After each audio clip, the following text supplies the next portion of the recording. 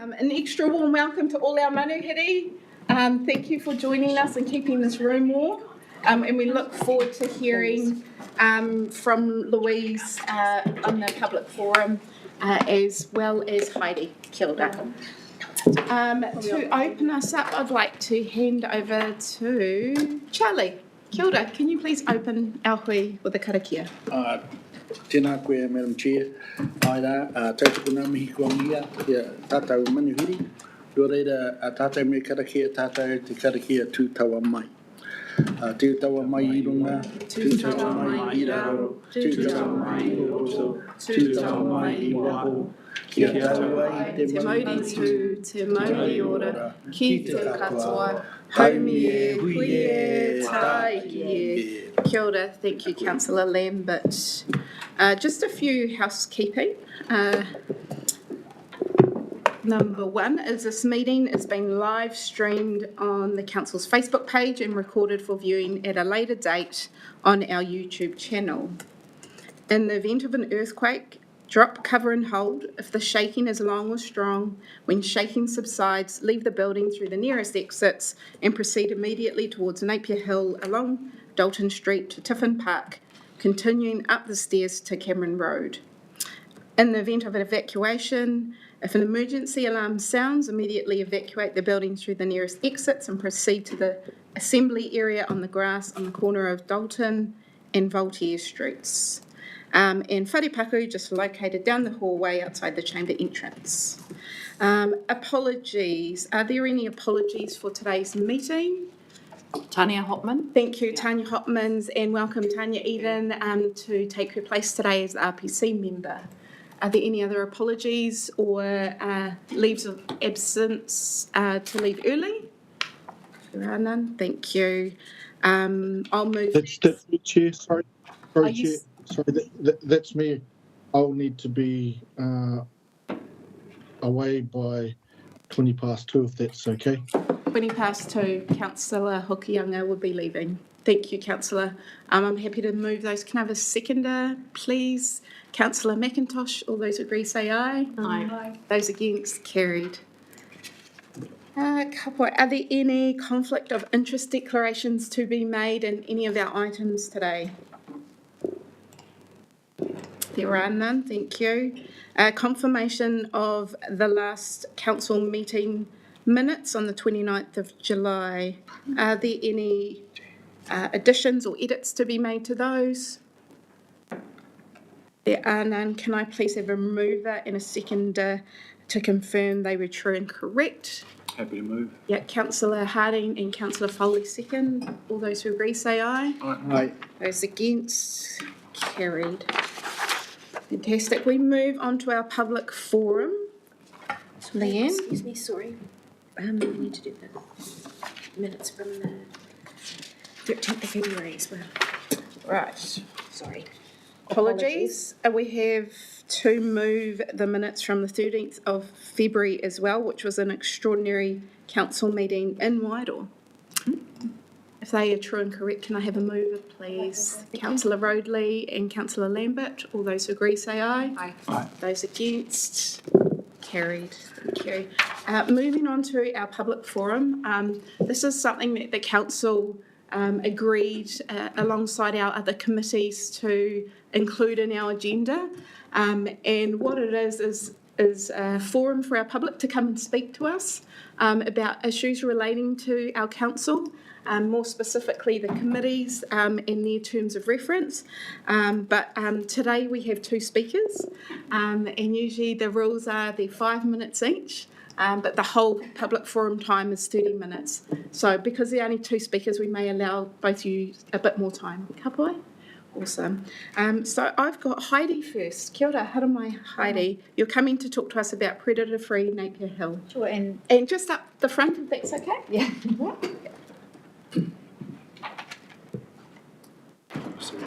Great. Oh, thank you. Hand it over to you, Heidi. Great. Kia ora koutou. So this is the vision of many people in our community. Predator-free Hawke's Bay, a community of trapping groups with the goal of reducing predators and enhancing the environment for our native birds to thrive. My name is Heidi Stiefel, and I've spent the last 27 years working in the horticulture industry, where my goal has been to contribute to the sustainability of the industry, environmentally and economically. My passion has always been to enhance the environment. In 2022, I set up Predator-Free Napier Hill. It was funded by Predator-Free New Zealand. This project had a great base thanks to the Hawke's Bay Regional Council Land Care Project 2009 to 2014 to eradicate possums, which resulted in a 5-fold increase in tuis and korimako and people's understanding of predator control. Mataroho is a 240 hectares with many reserves and green overgrown spaces for both birds, rats to thrive. Predator-free Napier Hill has been a slow burn but successful project with the goal of 20% of the households actively trapping for rats. We have now over 100 traps on private properties on the hill. The 3 local schools are involved with education programs and trapping lines, and we've set up a trap line in Sturms Gully. We have collaborated with Men's Shed, had open days for the community to sign up and start trapping in their backyard, and run many street meetings to do the same. What started as a project focused on pest control has had the added benefit of community connectiveness. We know our neighbours better. Our Facebook page captures many photos of people hanging up photos of their rats, but we also love to talk about the ruru we can hear in our garden and the one kaka that we have on the hill in its flight path. However, there are many things that have not been done properly due to time limitations: monitoring predators and bird counts, good data collection, following up with the community trappers, social media, but most importantly, I know this project would probably falter if I left until another champion came along. So my goal for 2024 was to make Predator-Free Napier Hill self-sustainable and to work out what that looks like and means. To achieve this goal is what kick-started the many conversations I have had with biodiversity experts across Hawke's Bay, Predator-Free New Zealand, and most importantly, other successful predator-free programs across Aotearoa. And this is why my thinking has gone beyond making Predator-Free Napier Hill self-sustainable. Everyone I've spoken to agrees there is a need for regional coordination to build on the awesome projects we already have underway. We could achieve so much more by working together. The more I talk to people, the more I realise what was actually happening around Hawke's Bay. Cape Sanctuary is our Zealandia. There are 900 kiwi out there now, breeding kaka, breeding keruru, places for petrels to breed, takahe. We could be the next Wellington or Dawn Chorus Picton. And also, Kiwis really care about nature. This is evident by there is at least 15 predator control groups already running in Hawke's Bay, often in isolation, usually started by passionate people, but many are struggling with aspects such as administration, training volunteers, collating the data so we can get the big picture, funding, and having a clear strategy. People want to get involved and often don't know where to start. And also we know that if we do nothing, our native species will disappear.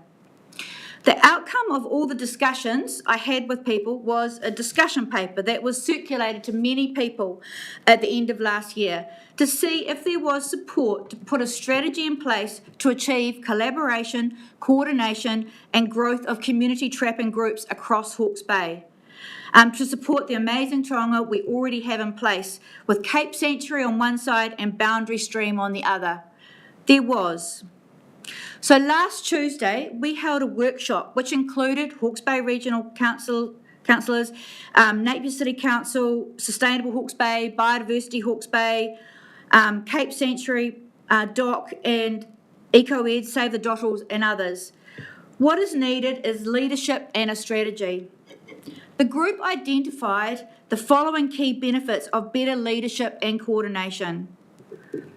Firstly, we can see the big picture due to the collation of regional data on predators and native bird species, then make a plan. We can achieve a Hawke's Bay halo. where native birds are spreading out from Cape Sanctuary and Boundary Stream when supported by predator control outside these sanctuaries. Clear, coordinated communication, both to the regional trapping groups and to our community. Community connectiveness, and streamlining of resources, education, and training of volunteers and community. These are quite inefficient at the moment. The group identified we already have great resources and systems to build on in Hawke's Bay. Biodiversity Hawke's Bay, Sustainable Hawke's Bay, the catchment groups, council social media. We don't need to reinvent the wheel to do this.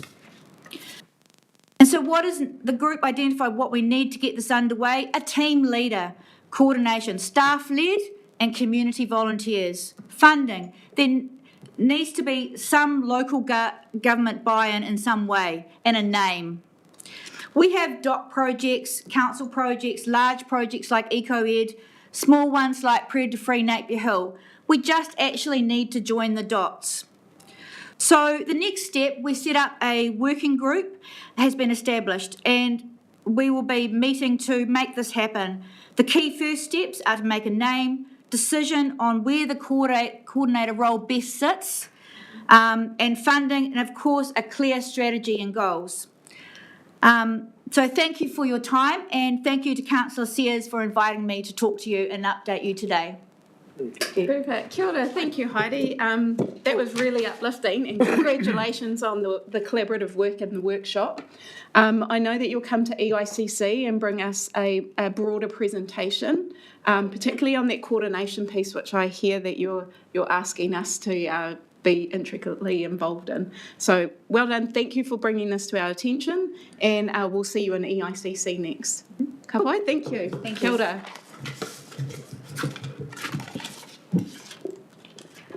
Can I please invite Louise Parsons to come and speak about land categorisation for North Shore Road? Ka pai. Come on. Are you okay up the front? Yeah. Come on. Thank you.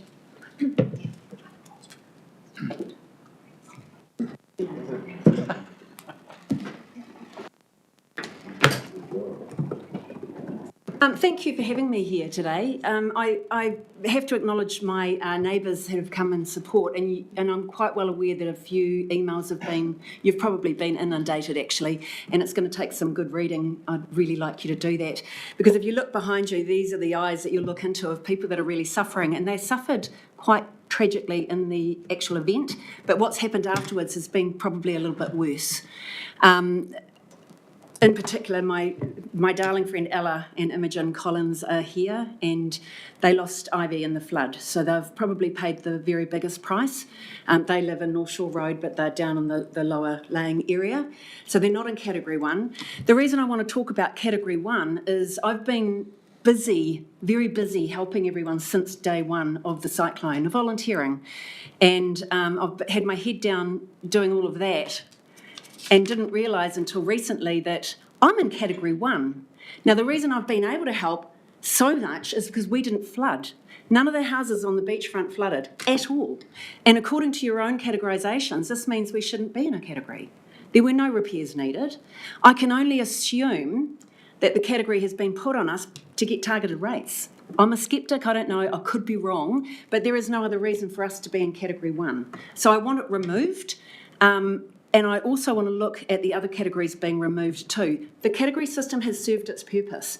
I live in front of Pahutakawa Drive. They're all sitting there in 2C. Is it 2C? Yep.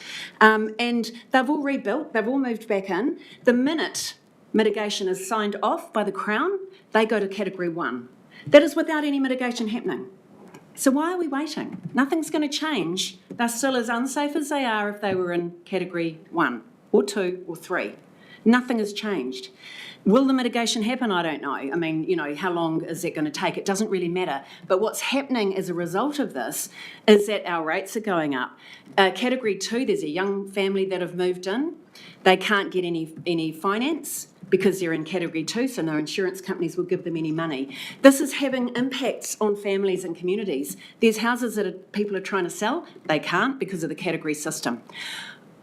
Don't get me started on Category 3. This is a voluntary buyout. It's done. The voluntary buyout has finished. The people that are in Category 3 who are still there don't want to move. They're staying, and that, under the law, they are allowed to. But what the Category 3 is doing is not allowing them to actually have any sort of life because they can't get insurance. They certainly will never be able to sell their land, but they want to stay. So the category system has served its purpose. Now, the interesting thing about Category 1, none of us knew we were in it. And I've now reached out to my neighbours, none of them knew. I thought it was just because I was busy. None of them knew we were in it. It's only since I've raised it that they realise that we're in a category at all. We didn't flood. Why are we in a category? It's having impact financially. It's having impact with people wanting to move on because no one wants to be in a category area. We don't need to be. We have a meeting, I think it's the Regional Council and Hastings District Council coming out to North Shore Road this afternoon. Now, I asked last time, and on deaf ears, having a drop-in centre for a whole community to go into to get information is ridiculous. We need a forum where we can actually do what I'm doing and say, this is what is happening. You know, one by one, and getting a free coffee is not the way to do it. We need to be able to sit in front of the people that have the answers, ask our questions and get answers. And one of the big questions we have is, why is Stan Evans still operating?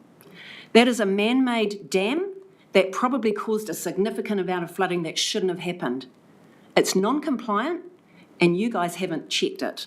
So why is he still operating? You guys are going to spend $1 million trillion on a stock bank that's not going to work because there's a man-made dam at the other side. You know it, we know it, and we want something done about it. I think that's probably me before I get too wound up. Yeah. Kia ora. Can definitely see the passion coming through, and thank It's you been for a long all the 2 mahi. years. Yeah. Yeah, thank you for Yeah. all the mahi that you're doing. And me mihi ka tika kia koutou ngā manuhiri. Te whānau Collins, tēnā koe, tēnā koutou. He mihi tino aroha ki a koe. Can I just add one more thing, just because my darling friends are here? No one's reached out to the Collins family, no one, with any condolences. And I think, you know, as you people are leaders, that should have happened. That should have happened a long time ago. I'll leave it at that. Louise, I'd just like to give you some reassurance from some of the things that you've pointed out. Ka pai? Yeah, ka pai. So the councillors have been very aware of all the emails coming in, which is great because then we understand what the concerns are. Yep. And our direction next, and we spoke about it this morning, is to be able to meet with staff and talk through the best pathway forward to come back to the community. Okay, so that is working at the moment. That's what we're working on at the moment. And in terms of policy questions, they're great ones. Mm-hmm. The land cap or hazards, how can they come off if they can come off? So those are all very live But it's in discussions. legislation already, they can come off. So Auckland's done it. Yeah, Auckland's so there's doing some other policy work that needs to come in to be able to replace that. Okay, so that's what we've got to work through. And then rates in terms of Category 1, as we're aware, we've never decided for extra rates on Category 1. That's Targeted not a rates. decision. So I don't want this to become, just back and forth, but I want to reassure you and everyone that's come here today that this is very live for us. It is very real for us to help create a pathway forward for those of you who are still in Category 3 and were impacted the most but still want to stay. Yeah. Okay? Fantastic. Ka pai, so kia ora tātou, thank you. We're not going to be silent. We will keep fighting for this until we Keep get it. doing it. Yeah. Kia ora.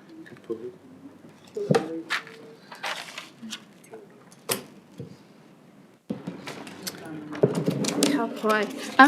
You're more than welcome to stay, but we'll carry on with our agenda. Ka pai? Yeah, it's up to you. Ka pai. Thank you. Thank you so much. Thank you. Thanks for coming in. Thank you. Thank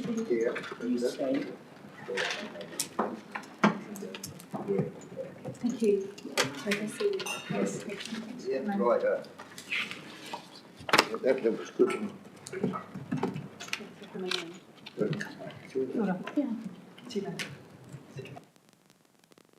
Thank you.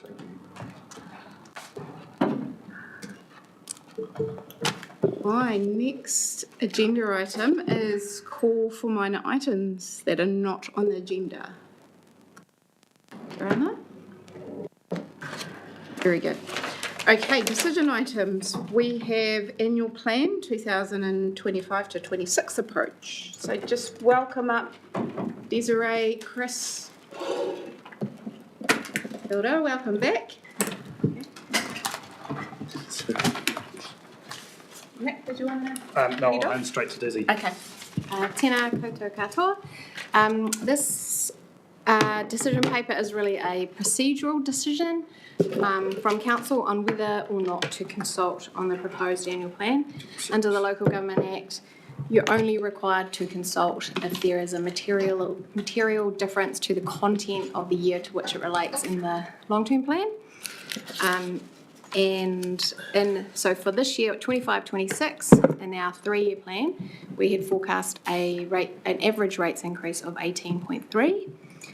We're working towards a 9.9% average rate increase. So our staff advice is that this, the cumulative impact of all the budget changes, it warrants consultation.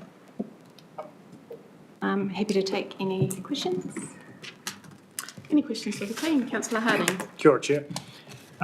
Thank you, Dizzy, through the Chair. Just paragraph 2, just a little clarification. I think the proposed, the best comparison in terms of overall rates is 18.3% down to 11% or so. So just in terms of accuracy of the regional representation of the rates, if we average out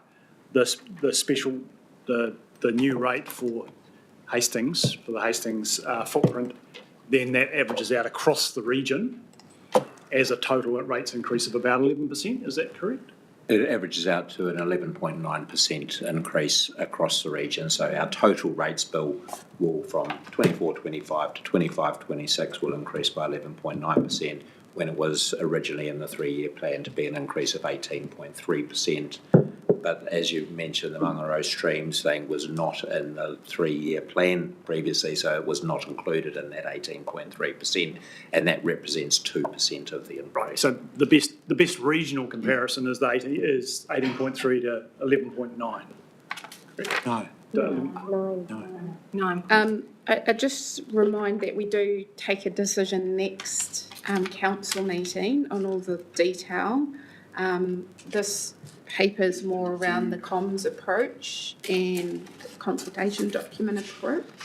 Yeah, no, I accept that, Yep. but I'm just conscious that in workshop this morning, we discussed that in terms of regional averages, the comparison, and this is not to Prelude.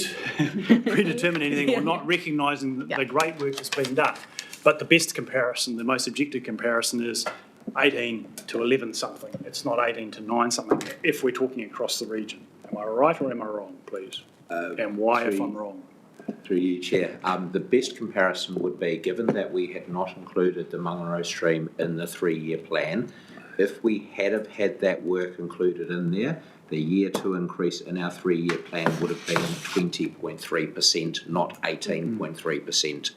That 20.3% compared to the 11.9% would be your best comparison. Thank you. That is the same as 18.3% to 9.9%, which excludes the Mangaro stream. Okay, that's reasonable. Thank you. Thank you. So, Chair, just to be clear, we'll be addressing our consideration of the annual plan itself at the next meeting, Next right? meeting, yes. Yeah. So if there are no further questions on this paper, which did relate to some of the discussions we had in the workshop earlier today, if we're happy with that approach, knowing that the full annual plan consultation document will be coming to us next month. Through the Please. Chair, can I just Yes, ask one sure. question? Sorry, I had a quick read this morning on the paper, and sorry I wasn't at the workshop, but included in that discussion, I think I saw some other triggers in relation to passenger transport, the Tuki flood control scheme, so that would be factored into in this year, year 2 of the year 3 plan. are you saying in here?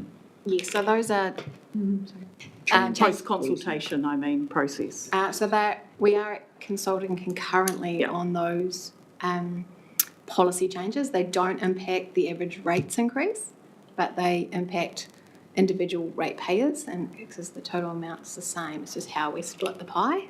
Yep. I just wanted to clarify that, yeah. Yeah. Okay, Did I thank you. answer No further questions or clarifications. Can I please have a mover to accept the paper? Councillor Sears and Councillor Harding, would you like to speak? I think No? No? Anyone else? No? All those agree, say aye. Aye. Those against, carried. Thank you, Tim. You're right.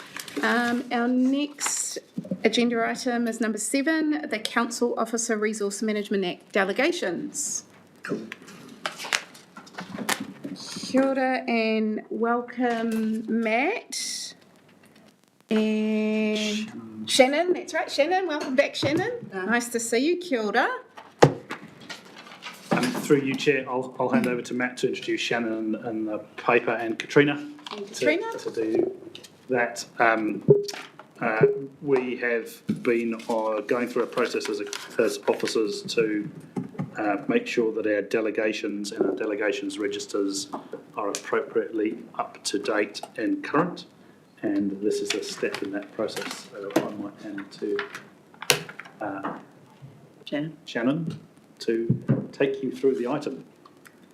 Through you, Chair, actually, I'm sure all of you already met Shannon from Sierra Law. She came to us really early in next term and dealt with the CE's delegations upon his appointment. No. Kia ora tātou. It's lovely to be back with you, and Katrina's right.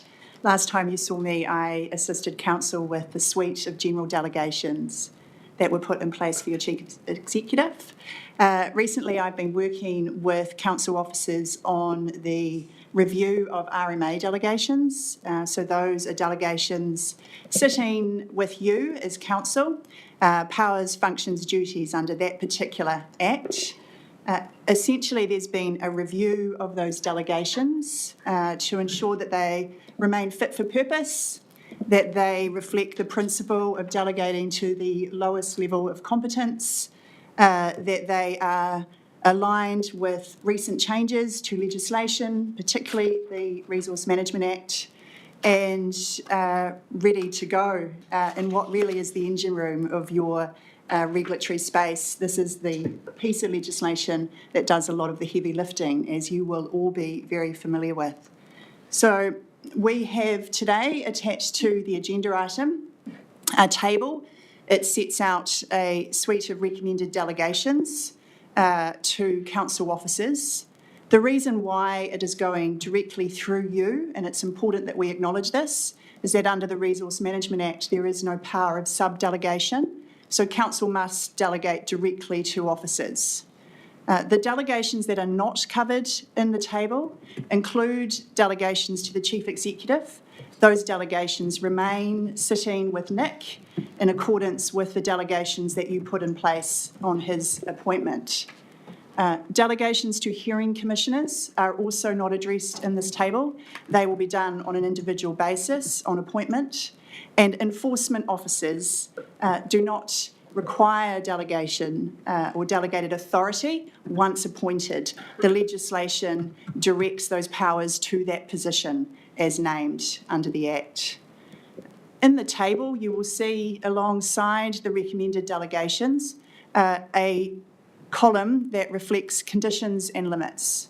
So where there are conditions or limits on the exercise of a delegated power, they are recorded there. Essentially, they reflect steps that might need to occur before the exercise of a power. A very common one is that you would need to, as a delegate, consult with legal counsel before the exercise of power. In other cases, there might be the need to refer a matter to one of your general managers before a power to act is carried. In terms of how these delegations are then carried out, More generally, alongside the table, officers are bringing a delegations policy. This is good practice, in my view. It's something that can be picked up at any time and will help an officer understand your expectations of them when they are exercising these powers. And it acknowledges good care and practice by you to make sure that those limits and conditions are recognised.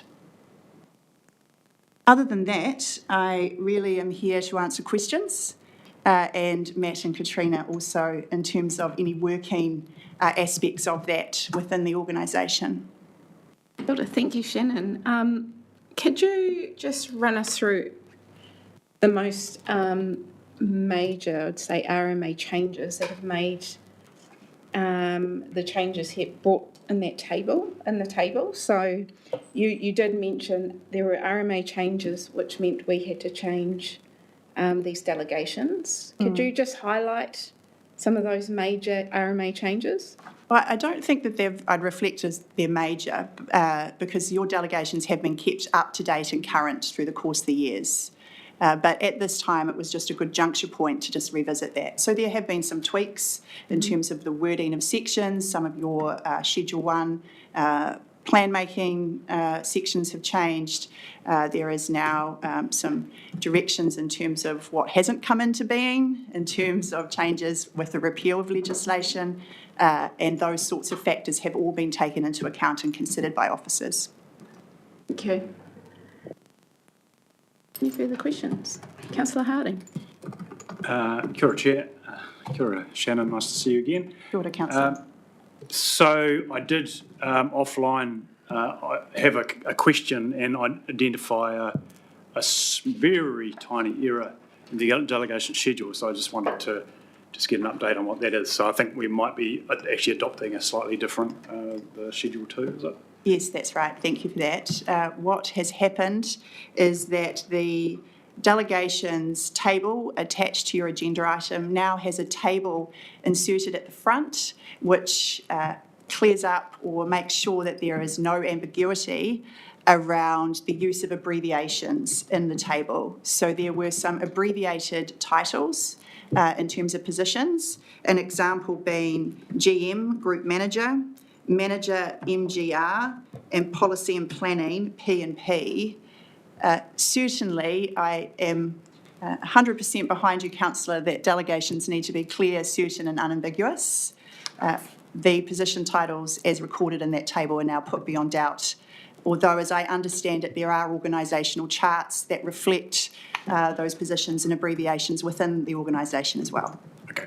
No, I already had assurance that that was in hand. The trouble that I have is that we don't, in our papers, it hasn't been updated. We've still got the old one. So I'm sure that the process will take care of it. There was also one error on page 4 where it just had planning rather than, which was just a word or two missing. So the job title was incomplete. Yes, thank you, Councillor. Sure, and if I may, through you, Chair, when we get on to the resolutions, I was just going to suggest that there needs to be a wording change because it won't be attachment 1 to the agenda item in that resolution. It'll be an updated version of that. An updated version, okay.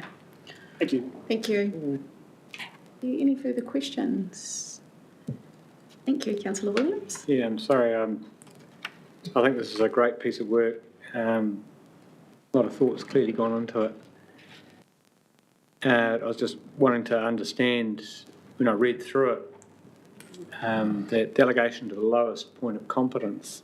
Am I right in understanding that means that a more administrative decision is a wider range of people, whereas for something like an appeal to the High Court, it's just the GM policy and planning, and that's the method inherent to a lot of this? That's right, yeah. Councillor. Okay. In his delegations, there are a few. Look, there's nothing in this. I'm just wanting to understand this because this is really important that we get this right and understand it, I think. Delegations, powers in relation to hearings. If a hearings panel is appointed, my understanding is that the hearings panel then gets basically transferred all those delegations at that time. Is that kind of how it works?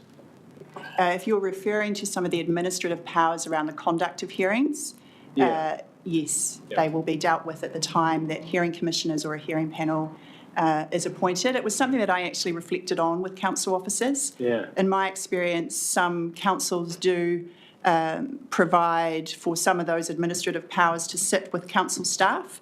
As I understand, the preference here is for your hearing commissioners to be provided those powers As well. explicitly on appointment as Yeah, well. As well, yeah, so it's sort of like making sure every base is covered.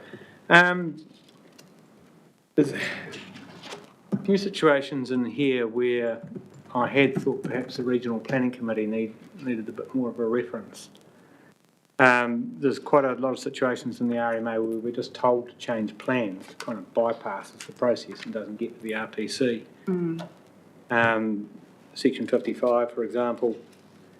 But one of the examples I had in mind was participation in a mana whakahono arohi. Should that sort of be on notice to the RPC or something like that, or and could you end up, in effect, entering one and signing it with implications for the planning committee? Just a thought. One of the things that we looked at collectively, and certainly is very top of mind for your officers, is how the legislation around the Regional Planning Committee and the terms of reference works. So where the terms of reference has indicated that the RPC would have or may wish to exercise a role, that has been included as a condition or limit. I wasn't aware, in terms of reading the terms of reference, that those other sorts of arrangements would be something that the RPC would take an interest in. Certainly they're not excluded from being involved in that. It's just part of your ordinary council business in terms of the arrangements that you put in place. That's something to remember about delegations, is that your internal processes that sit behind those delegations in terms of your check-in points, your referral of issues, how council chooses to work and do its business behind those delegated decisions remains a matter for you. So it wouldn't be out of order to put an FYI to the RPC on that one? Not if that was something that this council thought was appropriate and consultation with the RPC. You are able to place conditions and limits as you seem fair and appropriate. The other couple of examples I had in mind was clause 53, prepare a variation to a freshwater planning instrument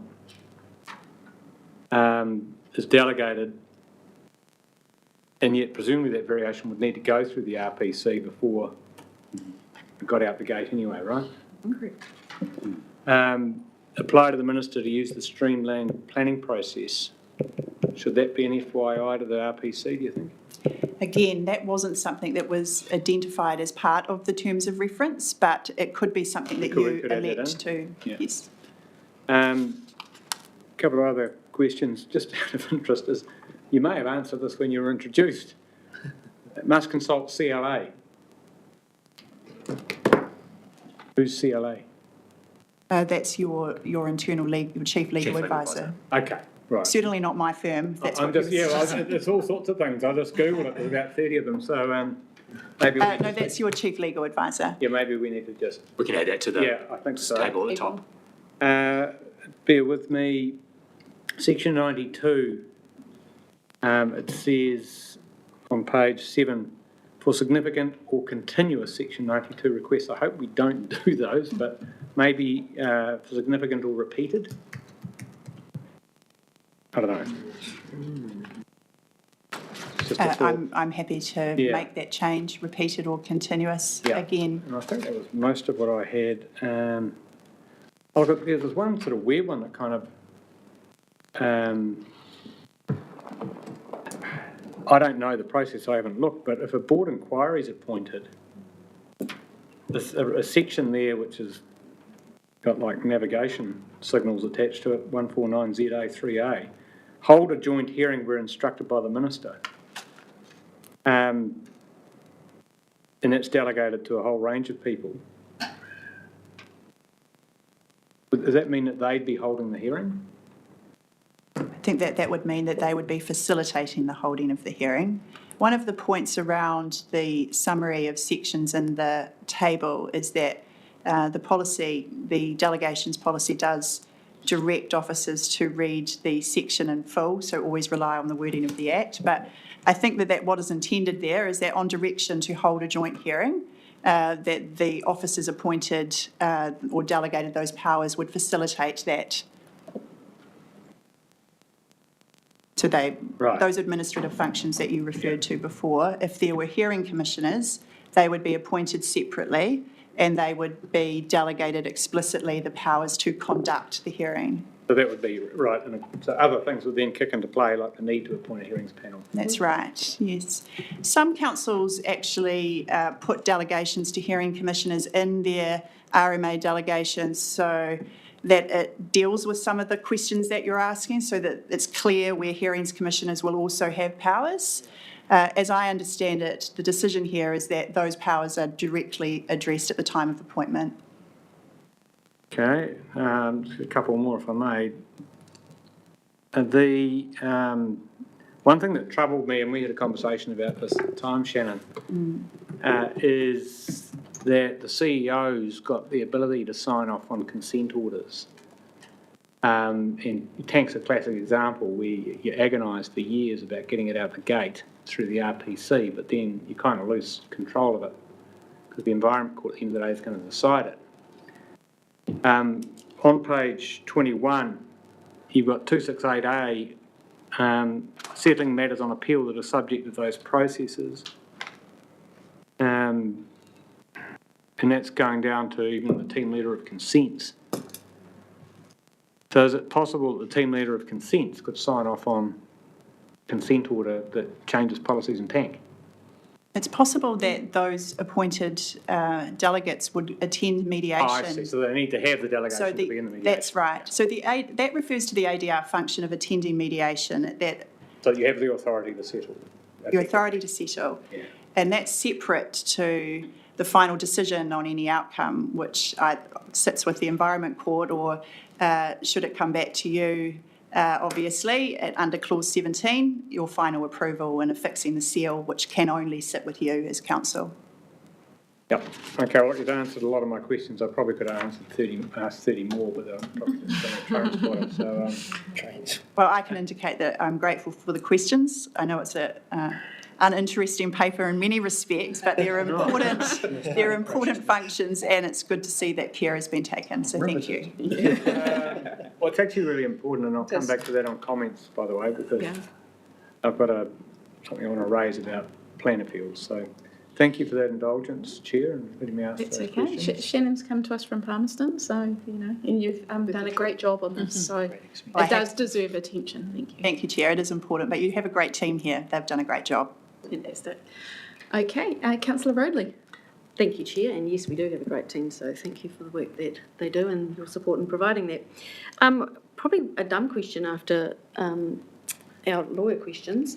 In the recommendations, we're being asked about the review date being 2 years from now.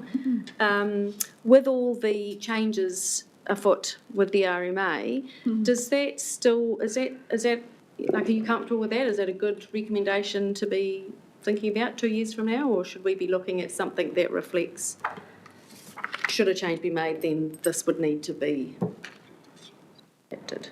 It's actually a very good question. The first point I'm going to make is that referral or review date relates to the policy.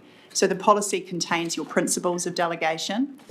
Your ability to review your statutory delegations is not bound by that date. Okay. You should review those regularly, and your policy actually directs you to do so. So you're unfettered by that particular date. Right, I had confused those two ideas. Thank you. Katrina's nodding frantically like of course we'll do that. If there are no further questions, I might move us on to the recommendations. And Shannon, you said that you have an amendment ready to incorporate the table. Just noting that CLA needs to be added to that. Yep. There's the table. We got that additional. We're just looking, yeah, you've got that, yeah, the table of titles, yeah. Martin, you've also mentioned wanting to include informing the RPC around mana whakahonua rohe, as well as streamlining decisions on resource consents. Yes. Is that correct? Yeah, and I think also clause 53, which is And clause 53. preparing changes to freshwater planning instruments. Oh, yes. Now, I want to test how far you want to take that, or you think we should take it, to inform, and it will test back in, and is informed what your thinking Yes. was. And I think Inform, yeah. There is another example of that somewhere. Okay, so it's repeating the example from, hopefully you can find it. Yeah, just bear with me. No, I couldn't find it. The other example I had in mind is actually different. So just there are other examples in here of informing. I just can't find them now. Okay. But just Chair, if I may, I think operationally through the Hawke's Bay RPC Act, and in terms of reference of the RPC, any RPS or regional policy statement or plan is required to go through the RPC. And so I'm happy to take leave, or if you're happy to give me leave, to go through the delegations manual and note that where it refers to a plan variation or plan change, that we include the wording that we will reference back to RPC. yeah, just on FYI. Yes. That'd be great. So we get those advocacy updates and all that sort of. Yes. More than happy to do that. Yeah, they're perfect place for it. Thank you. And if I may, through you also, Chair, the point that the councillor was referring to is at clause 2, where commence preparation of a plan or policy statement that kicks off your plan making process under Schedule 1. The Yeah. wording is with reference to the RPC. Oh, okay, well, With that'll do. reference to RPC, yeah. Okay. Fantastic. So we all clear on our pathway forward with recommendations? Yeah. Okay. Chair, I'm just not Councillor clear Hawke. whether we're adopting the schedule with the change that we discussed or whether it's going to come back to us a third time. So, yeah. I think you can adopt with the schedules, Yeah. the changes that we've. Okay. Yep. Fantastic. Thank you. Yep, I'd move great. that we Yeah, do I'm that. clear now. Fantastic, so including all the changes that we've just made. Would you like to move that, councillor Harding? Yep, thank you. And second, councillor Williams, would you like to speak? No, thank you. Any further? Yeah, look, I think we've got something slightly wrong. I'm not proposing a change to it, but New Plymouth District Council, for example, refers all of their mediated settlements back to the council for ratification. And they make it clear to the Environment Court in mediation that that's what they have to do. So it can be done. If we wanted to do that, we'd have to probably start with the CEO's delegation. But I do think it is curious that as a governance entity, we're in charge of policy. We spend so much time agonising over the outset of the process. We need to own the document at the end of the day. And yet it could change radically. You think of the appeals range on Change 9, on Tank. It's massive. And we never see it again. And then we have to live with it for a decade. So an opportunity to come back for adoption by the council where you get to, I guess, hear, even in public excluded, the reasons why things might have changed in mediation, why the staff think it's a good idea. I just can't see what's wrong with that. And I do ask this organisation to think about that for the future of its delegation policy, because I don't think we've got that right. But other than that, I think it's a great piece of work, and it just shows how much work our staff have to do. Fantastic, thank you, Martin. Would you like to finish off, Shannon? Was there? No, I could respond to the councillor's comments if you wish, Chair, but I appreciate that we're in discussion at the moment, so. Okay, fantastic. Okay, thank you. So those recommendations are on the table. All those who agree say aye. Aye. Those against, carried. Thank you. Thank you, Shannon. And Matt. The last time we see that. Cheers. It's 8, 7. He'll keep doing contract work for us. He's promised.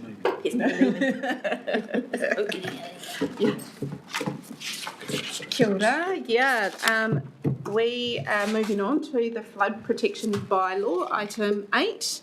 And Chris, are you leading us out on this? Well, the full bottle is Dale and Louise. So Louise will take us through some of the key points, and then Dale is able to take us through the detail. I guess the real headline is this was one of the projects committed to in response to the independent flood review. Yes. And I guess just acknowledging the speed at which this decision has come back from council to proceed with the bylaw process. So Great. I just want to highlight that. Otherwise, hand it to Louise. Thank you, Louise. That's right. Thank you, everybody. I was actually going to say what Chris has just said, but yes, we brought you a paper at the end of last year on the 18th of December with 6 projects that you agreed for us to proceed in response to the independent flood review recommendations. And this is one of those projects. There are others obviously in the pipeline and it's and others that have nearly been executed, but this is one of the bigger projects that will take a bit of time to work through, and this is a procedural step that we need to go through today in order to proceed. Dale is the subject matter expert, so she will answer any questions that you have. Essentially, the task is for council, before we actually start doing the work to prepare the bylaw, the law requires you to be comfortable that a bylaw is the appropriate tool to start look at making. And so this paper looks at the options, and it concludes that it is the appropriate way to deal with the issues around protection of the council's flood assets and the operation and integrity of the schemes in order to protect that from intentional or unintentional damage by other people. Bylaw is really the only tool that you've got available to do that. In making that assessment, I identified that there is some overlap in Rule 71 of the Regional Resource Management Plan, which if we don't move it to one side, then we end up with duplication and regulation going in slightly different directions. And also because Rule 71 was touched in proposed Plan Change 9, which is for the tank catchments, there was a small change in the tank plan change which introduced some planting provisions for the Karamu catchment.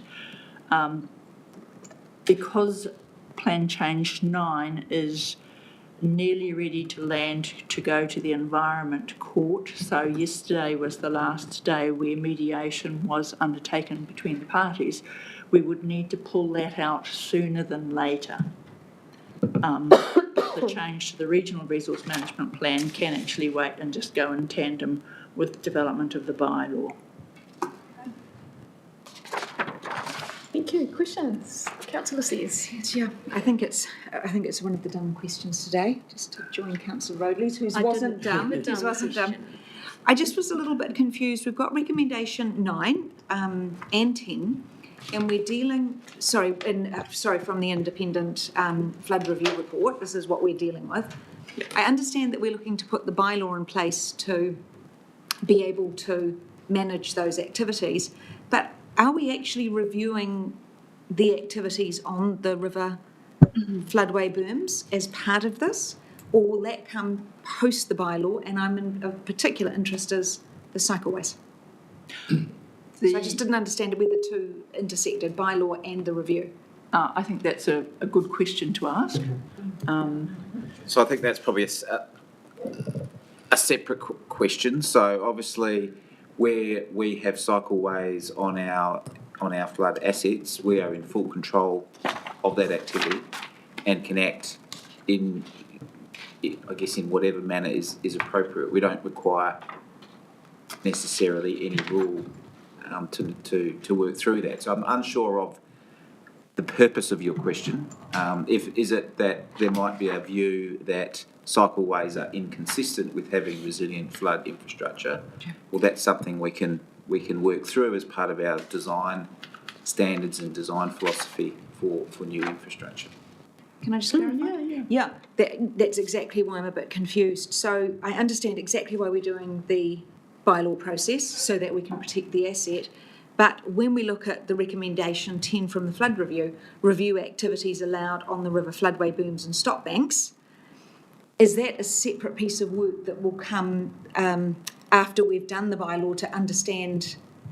So I think it's a bit of both. So this bylaw will help us, well, potentially we have to develop the bylaws first. So some of the problems we have is people willfully damaging or destroying parts of flood infrastructure. It's very difficult to have any penalty for those particular people. So this is it. We might have people putting structures or plantings in places that aren't consistent, and so that's something to deal with that. So it's more about third-party activities rather than our own activities as the administrator of those flood resilience pieces of infrastructure. So that's what we're trying, people building sheds or, so for example, there's a bylaw in Bay of Plenty which provides safety that influences the distance that houses or certain buildings are from rivers depending on the flow and velocity of those rivers. There's other bylaws that would help us with people dumping rubbish, because at the moment we have to rely on going through Hastings in terms of a penalty applied. So there's a whole raft of matters that we need to, I think, work through here and clarify through the specific wordings. But it is more those controlling third parties than controlling ourselves. May I do one more? Absolutely. Understand all of that. The problem I have is recommendation 10 was really specific. Review activities allowed on river floodway booms. So really specifically, I'm trying to understand, will we be reviewing as part of this process or another process the activities already allowed? Walking, biking, horse riding, whatever those things are, the current activities that we allow, will they be part of the review process as part of this, or is there going to be a separate review process? I'd say a bit of both. It'll be a bit of both, yeah. As part of this process, we will identify where certain activities can and cannot take place. Allowed and not allowed. And not allowed, yeah. Thank you. But I think there's a separate document which was pre-cyclone drafted, the parks and yeah. So we had a piece of work commenced some time ago that's still incomplete, which is the public use of rivers, effectively setting out different accesses, different activities, different users. In that, I think in the response to the independent flood review, we showed that activity sitting out somewhat as a lower priority, or we need a bit of time to get to it. This one is clearly addressing more of those destructive, non-compatible Got it. Yeah. sort of activities. The ability to penalise activity. Okay, understand. Thank you. Thank you. Councillor Curtin, then Councillor Harding, then Councillor Van Beek. Thanks, Madam Chair. I've just had some significant confusion as to, does the bylaw relate specifically to a flood protection scheme, or does it relate to, and as this confusion arises when you actually look at the recommendations, does it relate to Environment Code of Practice for river control and waterway work? So not only a scheme, but also any other work where in fact the scheme may not be in place, but we do work on that for Wairoa, Eskdale, those sorts of other locations where work is taking place. So would the bylaw cover all the practice of river control and waterworks, or does it just schemes? I think the intent would be that it covers all of our infrastructure or all of our activities that protect people.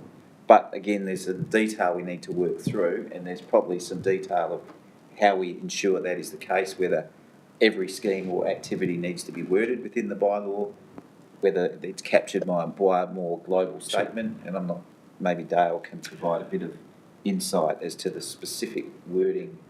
I think there are absolutely, at times it is confusing. The Environment Code of Practice is focusing on activities and how to undertake those activities. So it applies to the council as the asset manager as much as it potentially is available to other people as a resource in terms of how to act in relation to our flood protection assets.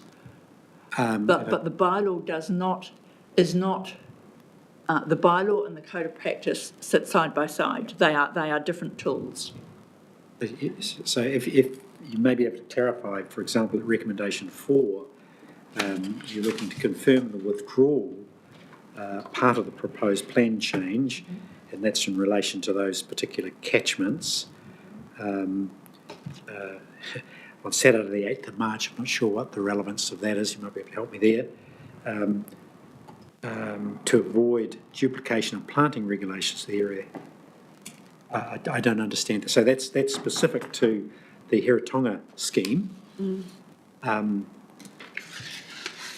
Can you help unravel that a little bit? So my high-level understanding is that the reason we want those removed is that they would prevent a bylaw from acting, or there'd be it would prevent a bylaw properly acting in that particular scheme, which because there'd be duplicate comment giving different directions. So that's my understanding, but Dale can probably go into the detail. If you would like, I've got the copy of the change that's coming through the tank plan change process. And it refers to making an exception to the planting in or within 6 metres of the bed of a river, lake or artificial watercourse. Oh, I see. So our own work could be affected by a bylaw that constrains to those those specified parameters, is that? No, the problem that we have, the bylaw actually relates to other people affecting our assets in the scheme. The rule applies in the way that the rule is written, and for Rule 71, this is applying to other people. The rule that applies to the Regional Council in relation to flood protection works is Rule 70. So this one is specifically applying to other people doing planting within 6 metres. And the change that it introduces is a permitted activity for the Karamu catchment for planting according to a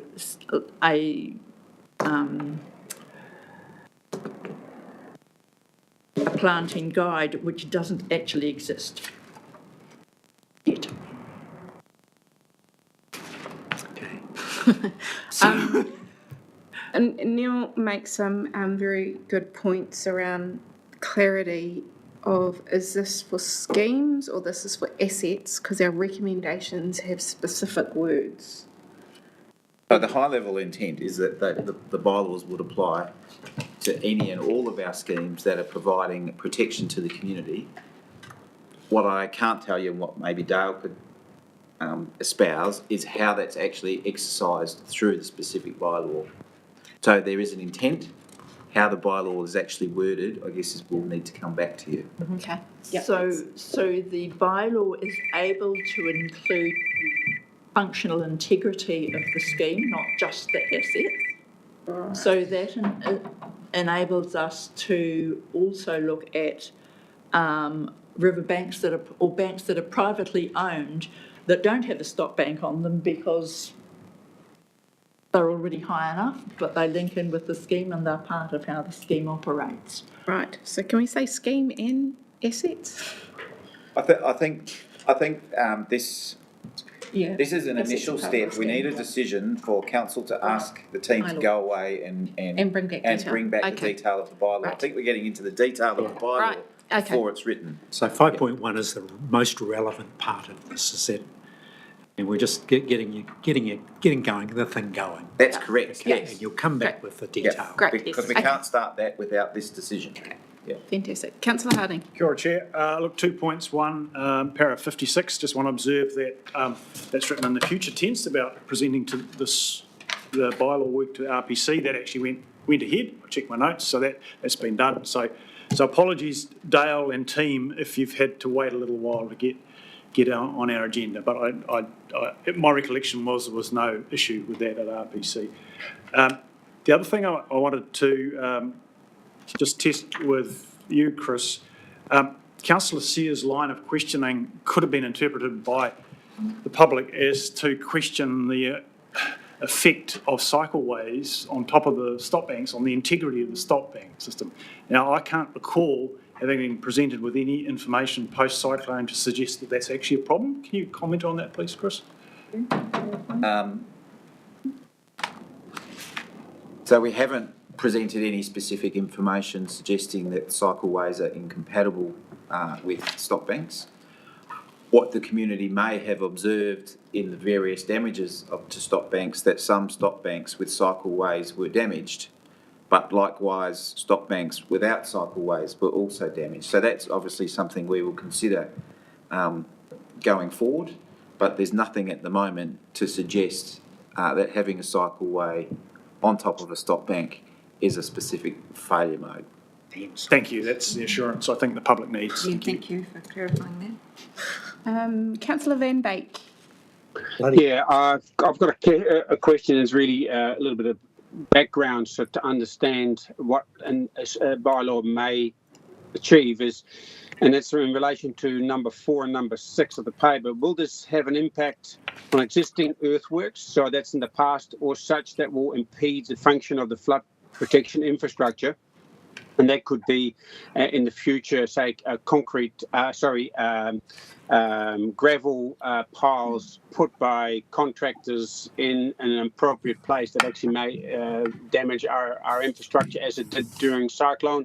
And of course, in the past, if you look at Whirinaki, the community may see that a large amount of concrete sitting in the way of the flow of the esk that could actually impede the Whirinaki flood protection infrastructure. Is that what we're looking at as well? Items or constructions or earthworks that are already in place, where we're going to build new, are they also going to be covered by these bylaws, or is it only in future focused? My understanding, and I'm happy to be corrected by the team, is that they'll be future focused.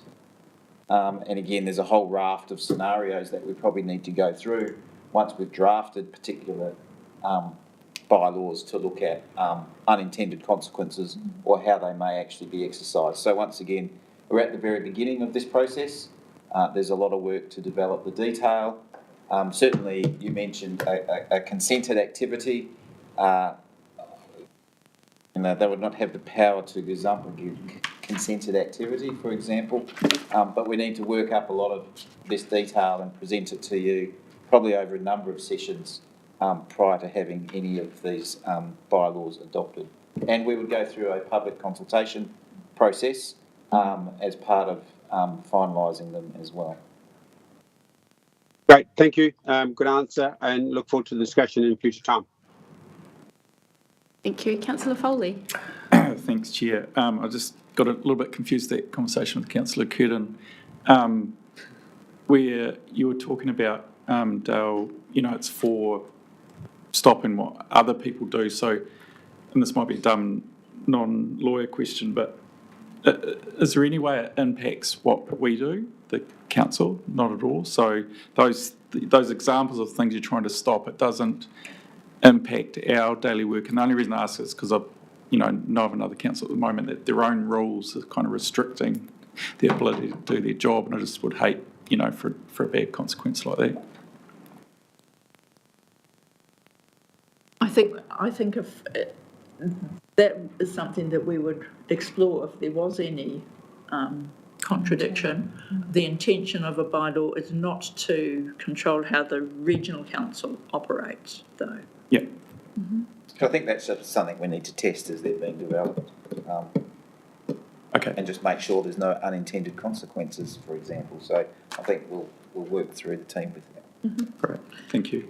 I think we're on the right track, given you gave us options. So, you scoped options. The bylaw is the best way forward. There's still work to be done. This is just a kick-off that the bylaw is the approach we want to take to solve this problem.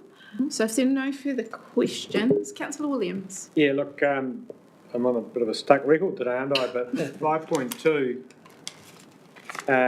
in noting the paragraph that Councillor Harding pointed out, really the RPC, does this proposed plan change that would basically withdraw Rule 71 also need to be put to the RPC?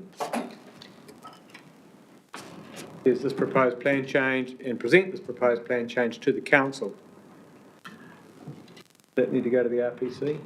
The plan change would need to go to the RPC because it's bread and butter RMA So plan. should we add and RPC in that resolution, do you think? Or?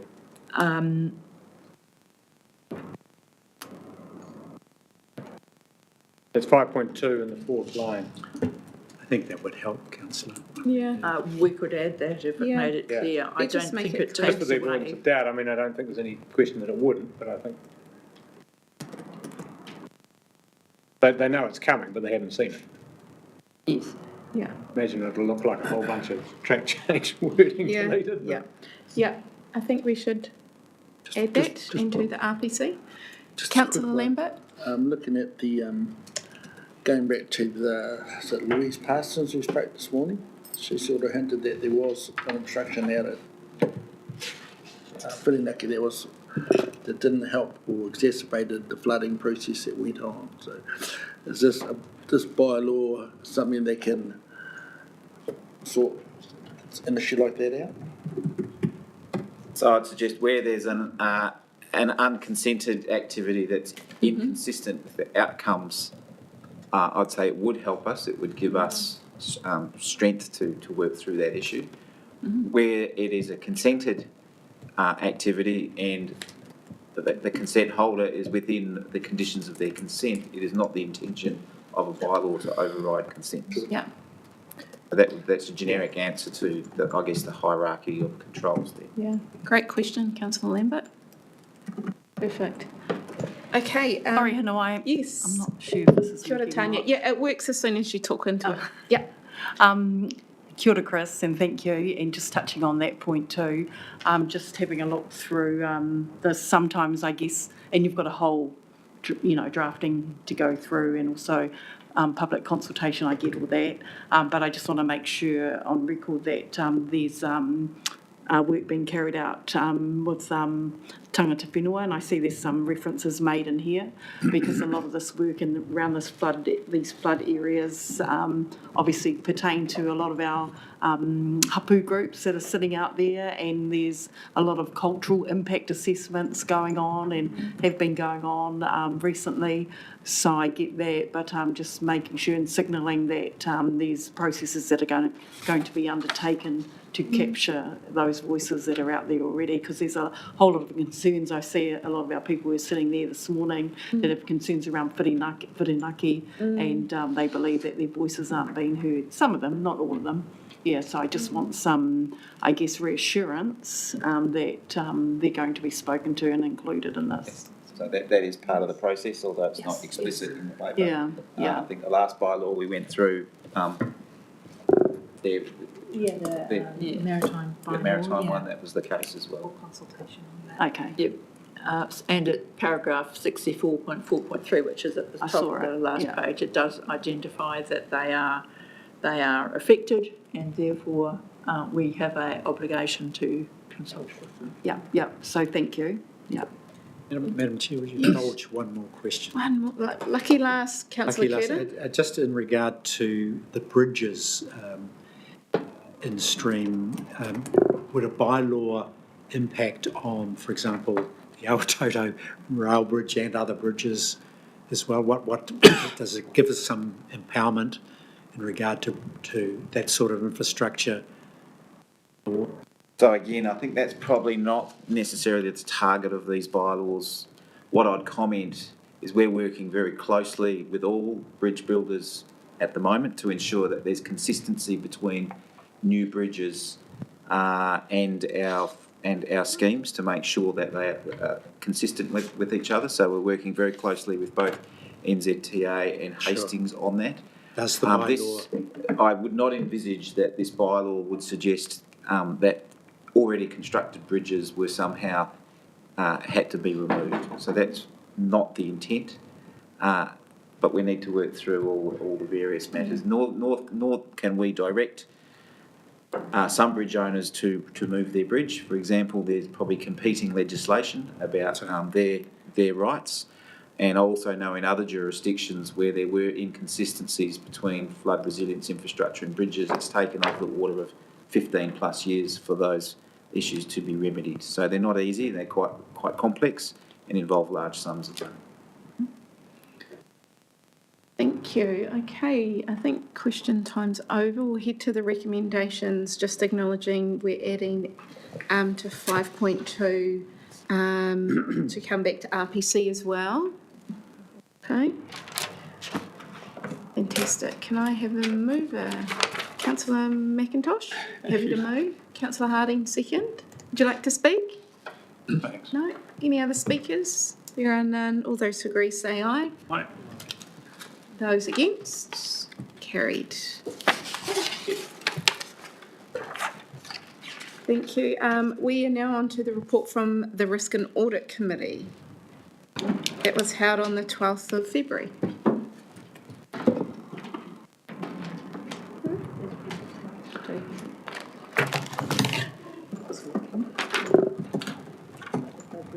Kia ora, Susie. Good afternoon, Council. Hey, look, I actually will take this paper as read. However, I just want to highlight a couple of things. I think we probably had, certainly in my time at this council, the most fulsome Risk and Audit Committee meeting yet.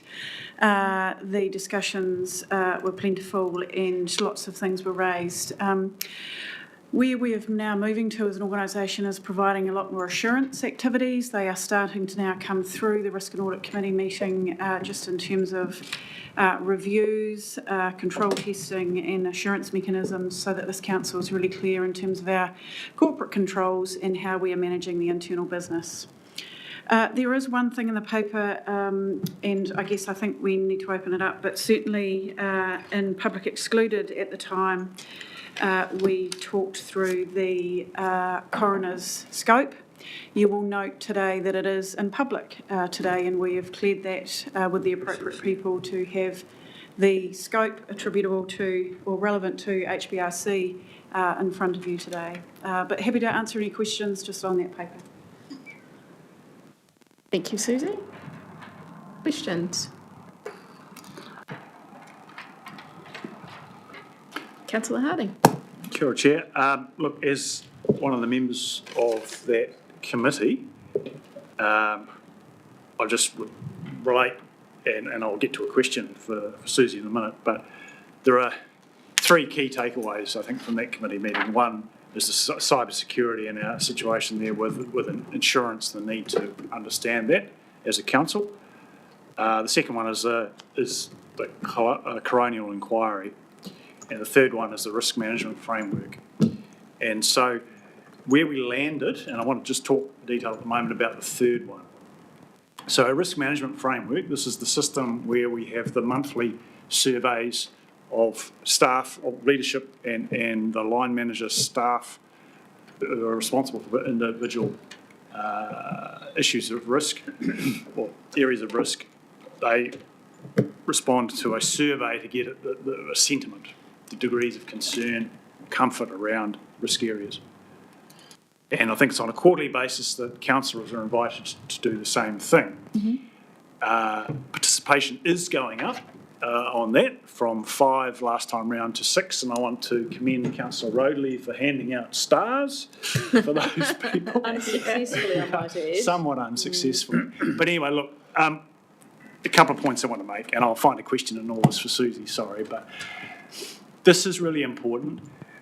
We do need to simplify it and get full engagement from councillors to have a fulsome reflection of areas of risk and concern. what we need to do is become more comfortable with the framework, and then to be able to dial in to the information that's in there. There's some really powerful information embedded in there, and it's mostly about either things that are orange or red, right? Or it's things where there's a big mismatch, right? So that my guidance is to dial in as governors to the hot button red issues, red and amber issues, but also areas where one part of the organisation is saying one thing and the other one is saying something quite different. So my question, Susie, is could you take, and where we landed in risk and audit is those conversations need to be whole of council conversations about where those issues are. There's no point in that committee. We are governing, we are giving some oversight to that system and the assurance that sits underneath it. But there are big policy, strategy, governance questions embedded in those differences. And this is the table that we need to be having those discussions. So my question for Susie is, what are those hot button issues that you've guided to us in the paper that we should be talking about? And if we're not going to be talking about them today, then when are we going to talk about them? That's a good question for Nick. We might have to call out names, the ones that don't do surveys. Yeah, I think so. I think Public that name will and make it shaming. happen. So just be clear, my question was not not directed at those people, but it was there are 3 or 4 things this paper around risk management is telling us. When are we going to talk about them? And that's actually a question for us as governors, but you could lead us into that, please. What are those topics? They're in So the paper rightly calls out some of the areas that certainly councillor sentiment and staff there are some uncertainties, specifically in the areas of emergency management, and also areas around decision making. And predominantly there are other aspects into the attachment in there that suggest that the risk or uncertainty around how we're managing our investments remains of concern. Predominantly, the concerns lying with council/staff, the actual owner of that risk is quite comfortable. And so there are some insights into the dashboarding that you can understand and helps us to understand what's worrying the councillors, what's worrying our staff, but equally that's balanced with the actual owner of that. Where are they sitting? And so just to remind you all of the risks that we have on our risk framework have a one-pager attached to them that articulate what are we worried about, what's the uncertainty, what causes that uncertainty, and then what that will do is line up against all of those causes. Where do we think we've got a process or a control that mitigates that? It calls out where we've got gaps, and it also calls out where we've got some KPIs, KRIs that we would like to track. So whilst there are uncertainties, what sits behind this is a big framework around what staff have in place or what the organisation has in place to mitigate that. Councillor Curtin. Thank you, Madam Chair, and my colleague Councillor Harding has traversed the overall risk and audit discussion, but I just want to focus on one in particular, and that's to do with our discussion around where this council sits in regard to the coroner's inquiry. And but firstly, I'd like to preface with an extension of my sympathy, but also probably that of my colleagues to that stark list of people that lost their lives, and just to acknowledge them. They are gone. They're no longer in our lives, and they're particularly not in the lives of their nearest and dearest, so that grieving still goes on for those people. And we need to acknowledge that their loss and our community's loss. We're up to the pointy end of considering some of the elements that contributed to those losses and our role in it. The area that was of concern to the committee rested with how we respond as a council, where responsibility lies for that, in particular to the scope that the coroner will investigate. And we considered, for example, the emergency response, was the emergency response adequate? So my question is to the Chief Executive about how we go about aligning the role of civil defence, the CEDM group, joint committee, the role of this council and its functions, and how we, if you like, assign accountability, responsibility to the respective players in this, and appreciating the close connections to of both sides of that delivery. So if he could just perhaps brief us and the public about what processes we will engage for the council to be represented in the coronial inquiry. Thank you, Councillor, and I might just start off the answer, and I'll ask Matt McGrath to add to it by saying that the approach taken in a coronial inquiry is us to be as collaborative and cooperative as we possibly can, because we are all interested in answers that might help for the future. So that's the kind of overriding principle, if you like, behind our approach. As you know, our council has specific roles as a council in terms of things like river monitoring and the like, and providing intelligence through to emergency services and civil defence and so on. And so we have a piece of work that will be carried out through our council to deal with those issues. At the same time, this council is the administering authority for a wider civil defence network that is administered via the coordinating executive group and the joint committee. So we at the moment have a combined council across both of those processes, but we are clear in the commentary or the legal submissions back to the coroner about where those different lines of accountability lie. At the moment, it has been appropriate that we have a combined council across both of those two. And I just might ask Matt just to touch on the reasoning behind that. Yeah, just to follow on from that conversation, I think that there's efficiency at this point, because HBRC, having been through the reviews that we've been through post-Cyclone Gabrielle, holds a lot of the information that we can provide to the coroner across the spectrum of the response, what happened, the planning, all of the things that the coroner is going to look into. So there's some efficiency there in us kind of leading the charge. And it's also appropriate as the administering authority for us to be coordinating for our staff who are going to be impacted by this response, how the engagement with the coroner plays out. Of course, the KEG and the Joint Committee are going to have a part in that as well, because of the bifurcated governance structure that exists for the CDM arrangements in the region.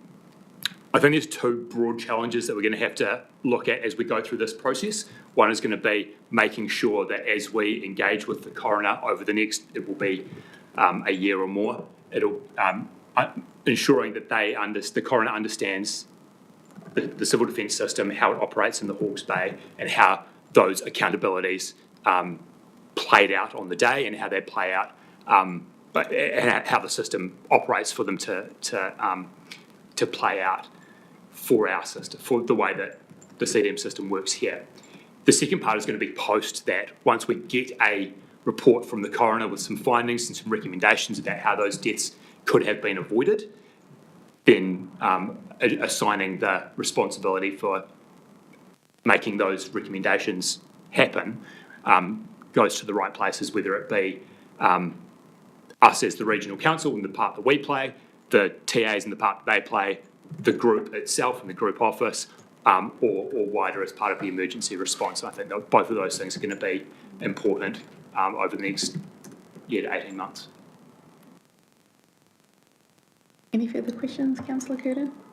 Okay. Councillor Williams. Yeah, thanks, Nick. It's been exercising my mind this issue of single or separate council for, say, joint committee versus us.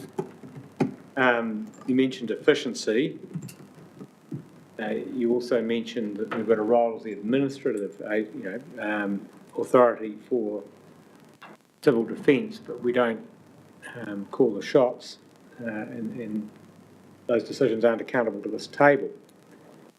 Is there potential for there to be a conflict at any stage of this process between the position or submission that civil defence might want to make, pointing the finger at us, and vice versa in this process, whereby only having one legal representative means that conflict's not either identified or adequately addressed, and efficiency aside, would there be some merit for the process or for this organisation in having two separate councils? I'm just literally sowing the seed of the idea in your mind, and I'd like you to reflect on that. Certainly, it's certainly something that we're cognizant of, and with the CE together with the chair of the KEG is something that they'll have to continue keeping across as we progress through. At this stage, it's early stage for purposes of scoping, which is where we've got to so far, and for the purposes of the next stage in the process, which is identifying documents. There's a low risk of conflict. Beyond that, we will need to continue to look at it. The potential is always there, but council, together with the appropriate officers, are aware of it and will keep it under review. Thank you. Just following on from that line of questions, post-scoping, could there be the opportunity of perceived conflict even, and would that be enough to have two councils?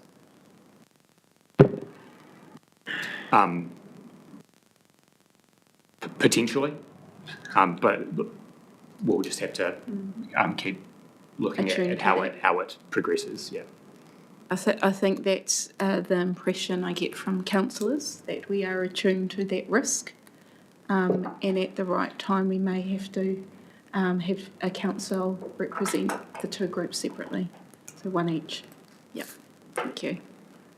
Kia ora Hanawai. I just wanted to pick up on Neil's point just around the coronial and what you've been talking about, Matt, sorry. And I guess just firstly, I wanted to acknowledge those names that are on this report, and picking up on Lou Parsons' point of, condolences haven't been given to Ella, Jack and Imogen regarding the loss of little Ivy there. So mihi to you, Hanawai, for your little mihi to them before, so that was important. And for me, when you look at some of these risks in here, I can't see there's been a risk identified in respect of, and I know there's been so much work done over Cyclone Gabrielle and we've all been, busy in it, but the people side of this and the risk to the organisation in respect of what I'm seeing now from some groups, not all groups, in respect of the regional council and how the community are, foreseeing what's going on in Wairoa, Pakowai Road, in those areas there. And my question, I guess, is that been looked at as a risk to the organisation, or has that obviously been dealt with? Yeah. Great question. Just in terms of the way in which we look at that. So public perception, community sentiment, the success of programs of work, the cause of a risk for us, or the crystallisation of something not working, can be hindered by poor public engagement, poor community buy-in, various impact assessments. So that is built into a lot of the asset management space. You'll see down the bottom we have our resilient NIWI program. So we do consider the risk of community buy-in, participation, etc., within key risks. The other thing we do also is one of the key risks at the top, number B. One of our success statements is we understand the expectations of the community and serve our actions and community needs.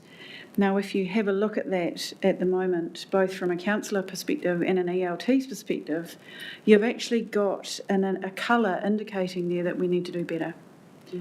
So we are cognizant of that, but it is considered in various pockets, but it's sticking out if you look at number B. Yeah, and I would like that, that should be up in lights, because I know, these councillors here and the staff here do a lot of work and have done for the last, 2 years plus.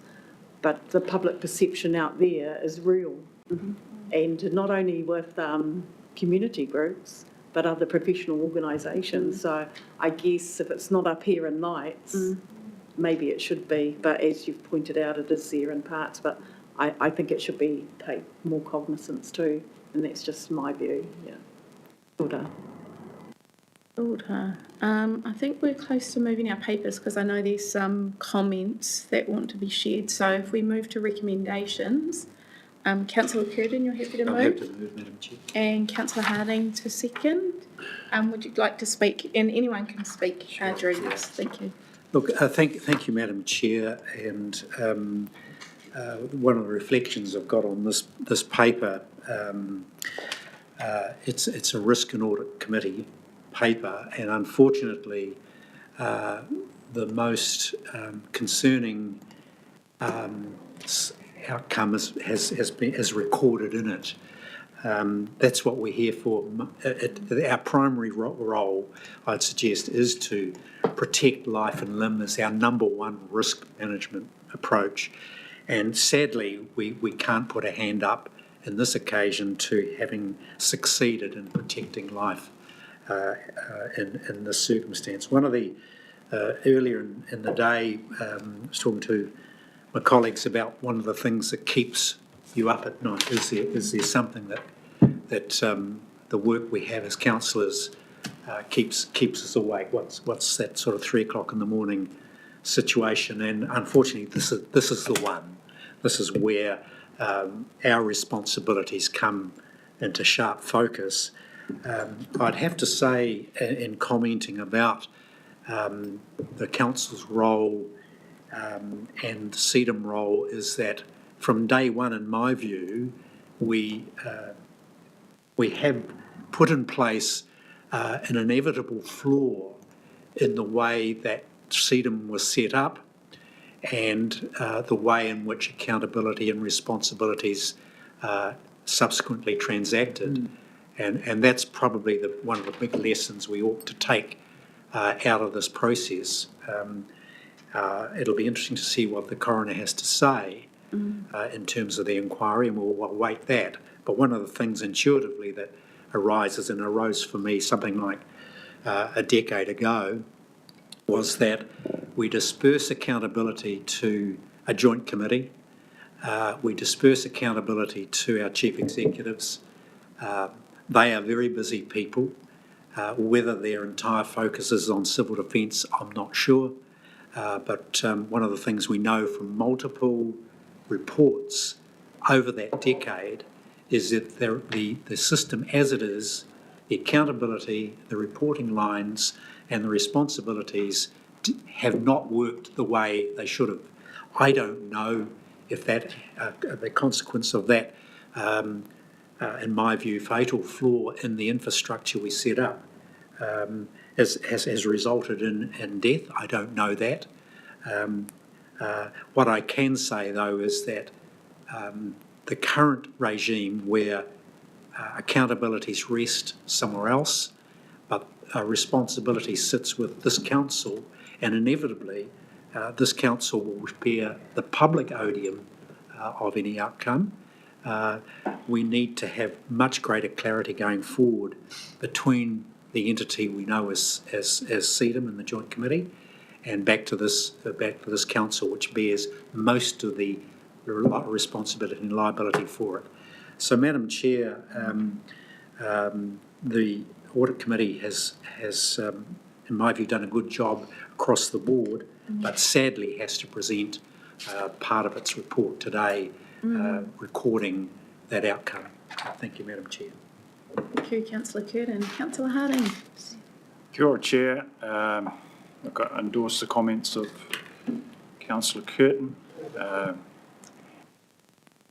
It would be remiss of me as the deputy of that committee not to have one further attempt to engage councillors on this risk management framework, which does go to the heart, it's the heart of our system of managing risk and understanding risk in this organisation.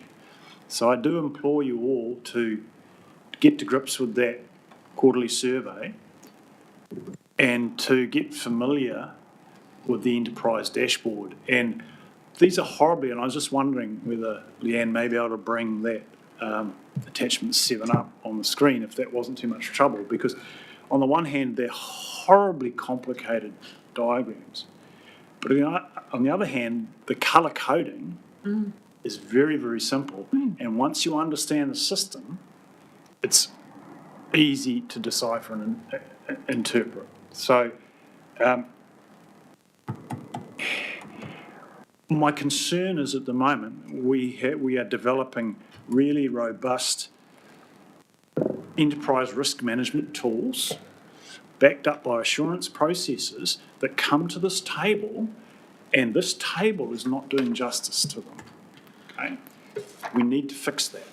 So I don't know that we can fix it by debate right now, but I'm just tabling that this table has to step up to this process, and they're not at the moment. So, and it needs more time to engage with the system and more time to discuss the outcomes. It has to happen. Thank you. I agree, and I'll add a bit to my comment in response. Thank you. Councillor McIntosh? No, it's been covered by the other speakers, Stu. Thank you. Councillor Van Beek?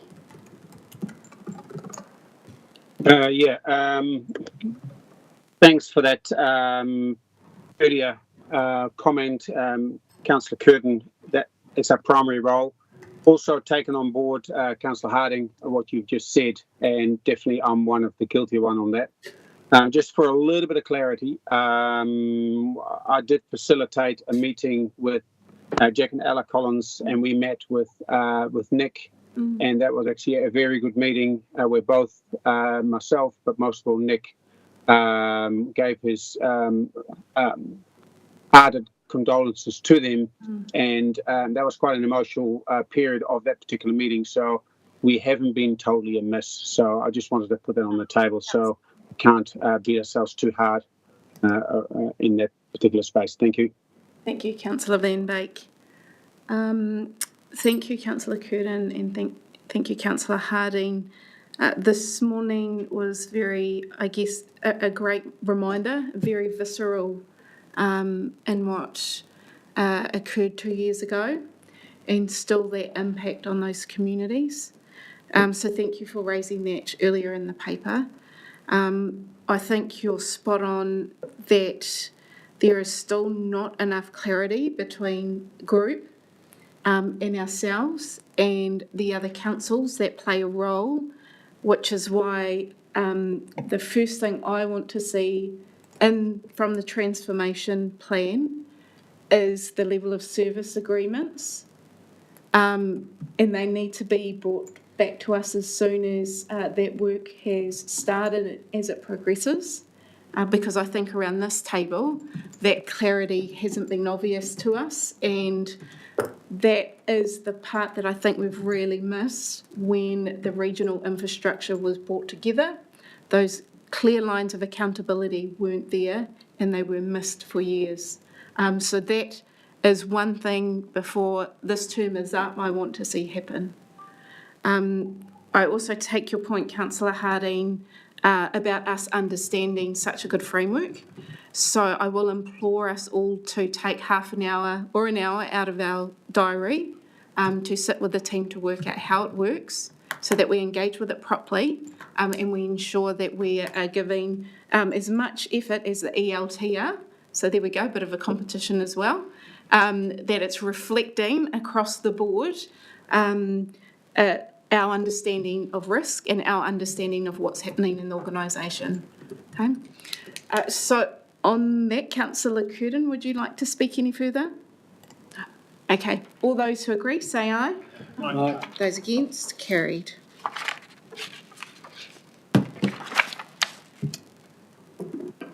If we can please move on to the update on the North Island Weather Events Resilience Programme.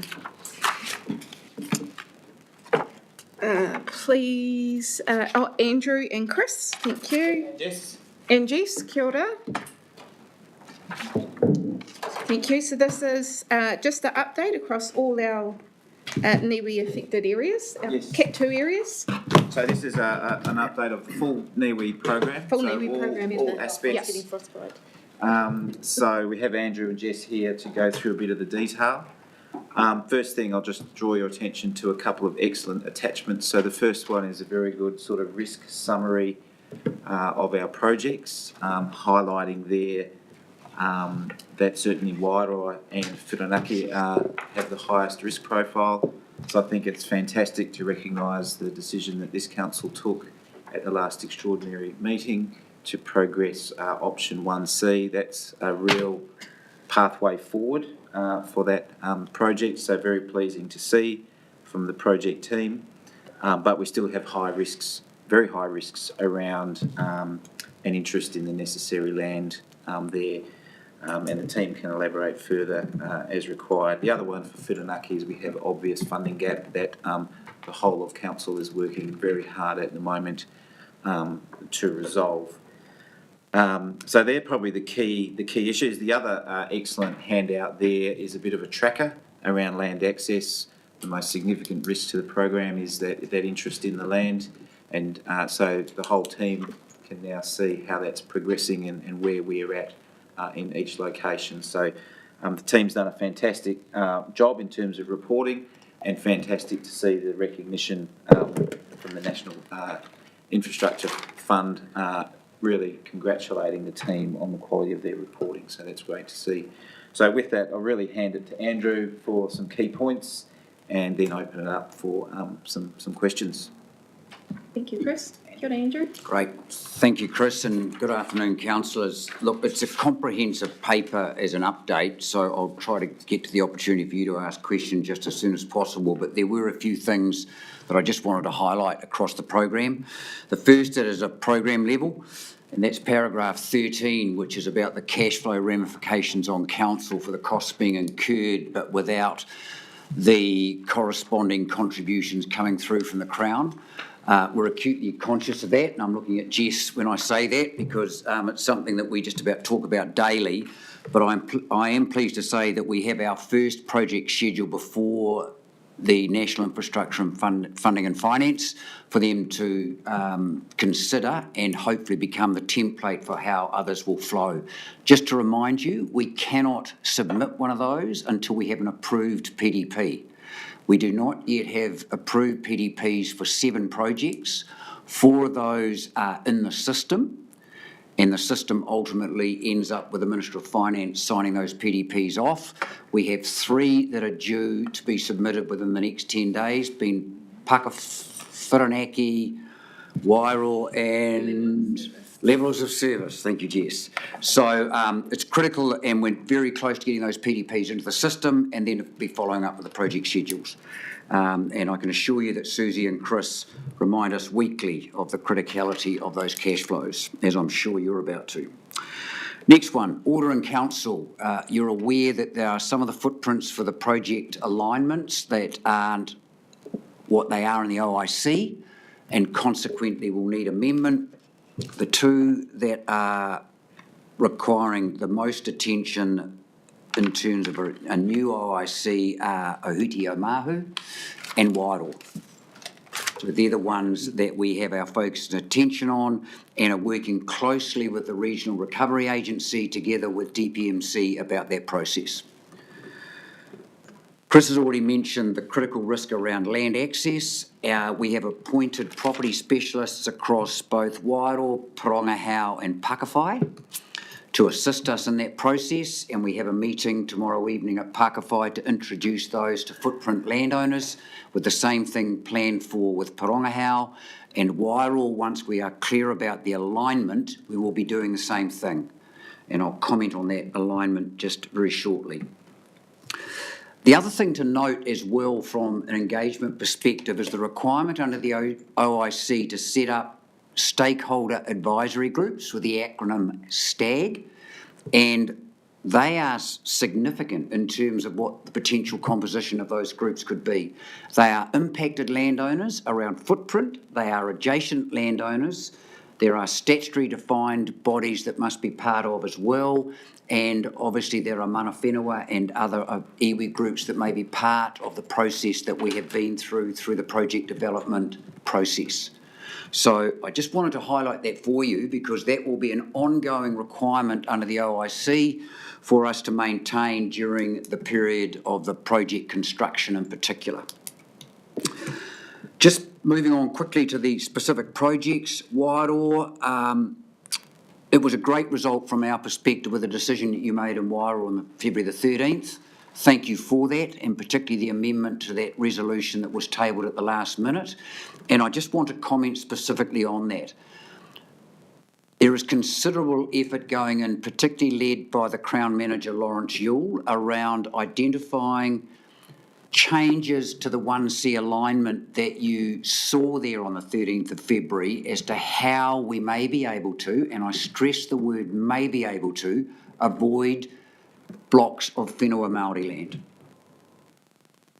We appreciate the deep sensitivity that relates to that land being part of the spillway as proposed at the moment, and also the process that we have to go through to try and get access. And I stress the word try because we know that that's not a given either. So there is a real focus on that at the moment, and as we're able to update you more about that, and I hope that might occur during March, we will certainly do so, and with our other tripartite partners in the process as well.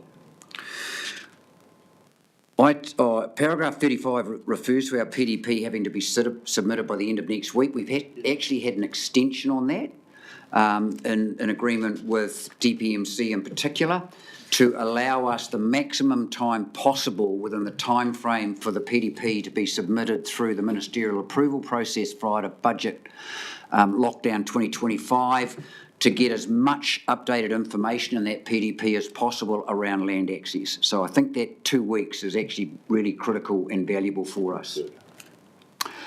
Whirinaki. Point's been made by Chris is that the issue with Whirinaki is our funding gap. We are pushing on multiple fronts around that. We are pushing with the application through Kānoa, and we are in weekly contact with NZTA at very senior levels, being led by NIF, around the potential contribution by NZTA to the works required on the state highway. I will not pretend that those state highway works are complex, particularly for an organisation that very rarely does work on the state highway, and also just the construction methodology about doing that project. So we are looking closely at possible, and I stress the word possible, plan Bs if we don't secure adequate funding to bridge the gap. And I'm not going to go into further detail at this point because I think it's premature, other than to say we are not just relying and hoping that the funding will come from the sources that we are interacting with. We are thinking about what other options are there for us to stand that project up. We have weekly meetings with Tony Clifford from PanPac at keeping them looped in, and we have interactions with the community out there this afternoon as well to keep them updated. Waiheke. That is our poster child project at the moment in terms of where it is in the project delivery life cycle. The early enablement works are progressing well. We hope to appoint a contractor to bring material onto the stockpiling site there that's part of the enhancement works, and they should be starting by mid-March. The consent will be lodged by mid-March, and we hope to be appointing contractors for the construction about May. And it will be just a matter of time as to whether or not they could commence some works during the winter period, or if not, certainly in early spring as weather allows. Ohiti, our issue there is we need a change to the OIC. However, in the meantime, we're proceeding on as many fronts as we can to be in the best position we can once that OIC has gone through its change process. We have an important Community Advisory Group meeting at the Omahu Marae on 26th of March to follow up on a number of issues raised by that group in January, around peer reviews, around the consideration of the alternative option put forward by the community group, and other matters that we have agreed to follow up with them. If you are going through that area in the next couple of weeks, you may see some works around the Taihape Road Bridge, and they are some works that we've committed to doing as part of the projects, but under maintenance activities around silt removal, and over 7,000 cubic metres. I was blown away when the team told me just how much we were taking out from around and under that bridge. I couldn't believe it. And the other one is we're putting in rock revetment work to further protect that bridge from higher flow events as well. So I hope the community sees that as good progress and the start of things happening. Parkify, the land access is going to be a critical part of the project there, and as I said, we have an introductory meeting with the property specialists who are the property group with footprint landowners tomorrow night. There is a little bit of a twitch factor developing around the project budget, but it is too early, as I reported to Nick and Chris this morning, to go into detail on that. We will be drilling into that as to just what may have given cause to that, and I will update you as we update you monthly about issues as they may arise with that one. But rest assured we have a strong focus on it, because I was hoping to spring some funds out of that project and am in no hurry for it to be going the other way. Porongahau, I believe that'll be the second project that we submit resource consent for. We're doing some final modelling on that area just to make sure that we're getting the scale of the physical works at the appropriate level there, and there aren't things that we are doing directly in the village that impact the footprint and landowners that we could be doing by a different method downstream of the village, just to check those things. But making good progress on Porongahau. Telemetry going really well, and in my view, as I think I've reported to you before, a really critical project as well. Pump stations, we have a key milestone date there of March when the 3 design build tenders will be received, and there will be considerable effort going into evaluating and considering those. There is likewise a budget twitch factor in that, because they are substantial upgrades, and issues such as fish passage are quite complicated about what the cost ramifications of that might be. We are in regular contact with DOC to try and collectively work through the challenge that might ultimately present. The final one, Chair, is scheme reviews, and they are kicking off in earnest on Saturday with our first community interactive session that's being held at the Homoana School Hall with the Homoana and Tiawanga communities about their drainage and river protection schemes. As I strongly stated to a couple of the leaders out there in that community around that drainage scheme, this is all about listen, not talk, to receive feedback from that community as to how they see the current performance of our schemes and protection measures out there, and to follow up that with subsequent interaction and discussion with them as the more detailed analysis around the modelling happens. You would have seen the schedule there. Put them in your diary if you're able to attend. We'd certainly welcome your attendance as you're able to on those sessions that we're having throughout May and into June on those scheme reviews there. Stop bank levels of service, we're putting the PDP in for that within the next 10 days. We've had some good sessions about shaping up and scoping what it is that we need to include and the project areas that will involve. Havelock North, that's under the umbrella of Hastings Council, who are progressing with that as well. So all in all, progress is being made. I will look forward to the date when I can report to you that we have appointed our first major construction contractor, which will be Hawke, and with many more to follow as quickly as possible after that. Great. Happy to take questions. Fantastic update and report. Thank you, Andrew, with so much detail. Well done. Open up for questions. Councillor Harding. Kia ora, Chair. Look, thanks, Andrew. Thanks, team.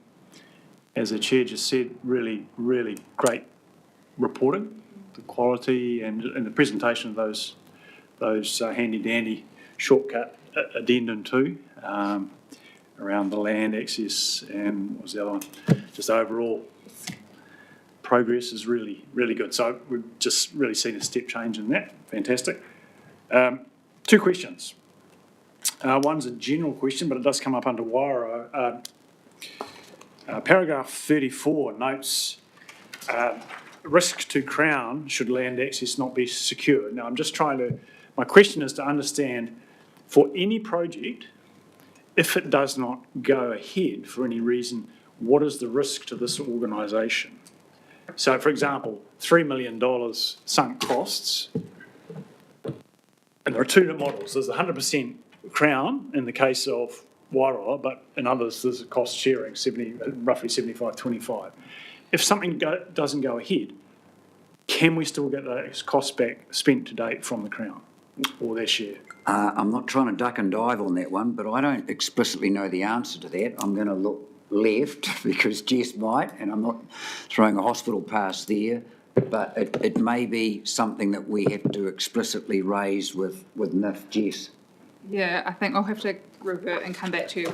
Our current understanding is that if we do not proceed, that potentially, and we don't have a PDP approval in place in those milestones, that potentially that is our risk, HBRC's risk that we're taking on board. Would be excellent to know exactly where we stand on that question. I think the best thing is to come back with some specialist advice and have our contract commercial lawyer look through all the various contracts and come up with a definitive answer.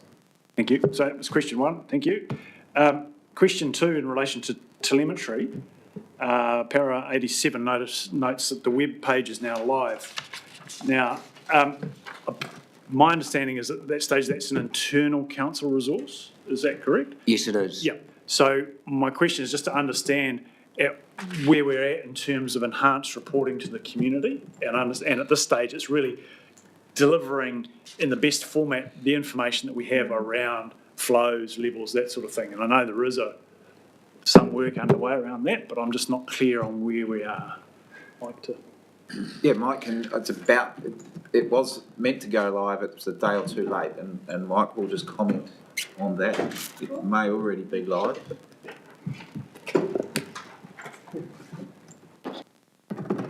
Go to Mike. Kia ora. Through you, Chair. Councillor Harding, the Severe Weather Hub is a page live, but people can only get to it right now if they actually have the URL. That's because we're still in a testing stage. We have a lot of information there. It'll be a great resource to the public. We hope to make it public next week. There's still a little bit of work to do in terms of the weather widgets down the side of the page. The page is in what we call stage one. I think it'll launch with 8 cameras giving views of rivers and river levels. It'll have maps for river gauges and weather stations. It'll have advice on what to do if you think you're flooding. The idea is to give as much information as possible to people so they can perhaps make their own decisions about what's going on. We're also working on staging the cameras as they go up, as more and more of them go up by the end of the year. I believe there's 25 we hope to have up by the end of the year. That depends on land access, so we can't guarantee that, but that's the goal. The cameras will have a still image that will be no older than an hour, except during an event. When an event is on, they'll step up to 15-minute increments. And we're working, there's another little technical thing where we're trying to make clear, so when you're looking at an image, you know that at the most it can be 14 minutes old, or it's 59 minutes old at most. So we just want to be able to notify the public of that too. Thank you. And look, if I can just ask a question just to get that in context. So I think, Mike, this was one of the quick win responses to the recommendations of the independent flood review. It's not the only thing. We're not sort of casting the public adrift and saying, here's information, go save yourselves. This is just a building block towards future flood resilience. Yes, exactly. It's meant to be a piece of the puzzle, not the total solution. Thank you. Thank you. Fantastic. Councillor Foley. Thanks, Mike. Thanks, Chair, and thanks, team. Very thorough report. Great to hear the progress out at Pronghau. It sounds pretty good. I'm just a little bit unclear on the stop bank levels of services. That's the 30 mil pot. Exactly what's happening there. You're saying you're about to enter a PDP or produce PDP, but is that on the 5 potential sites, or is that just on one site? Or is there any way you can elaborate? Sure. That's on all the sites that we can fit within that funding envelope of $30 million.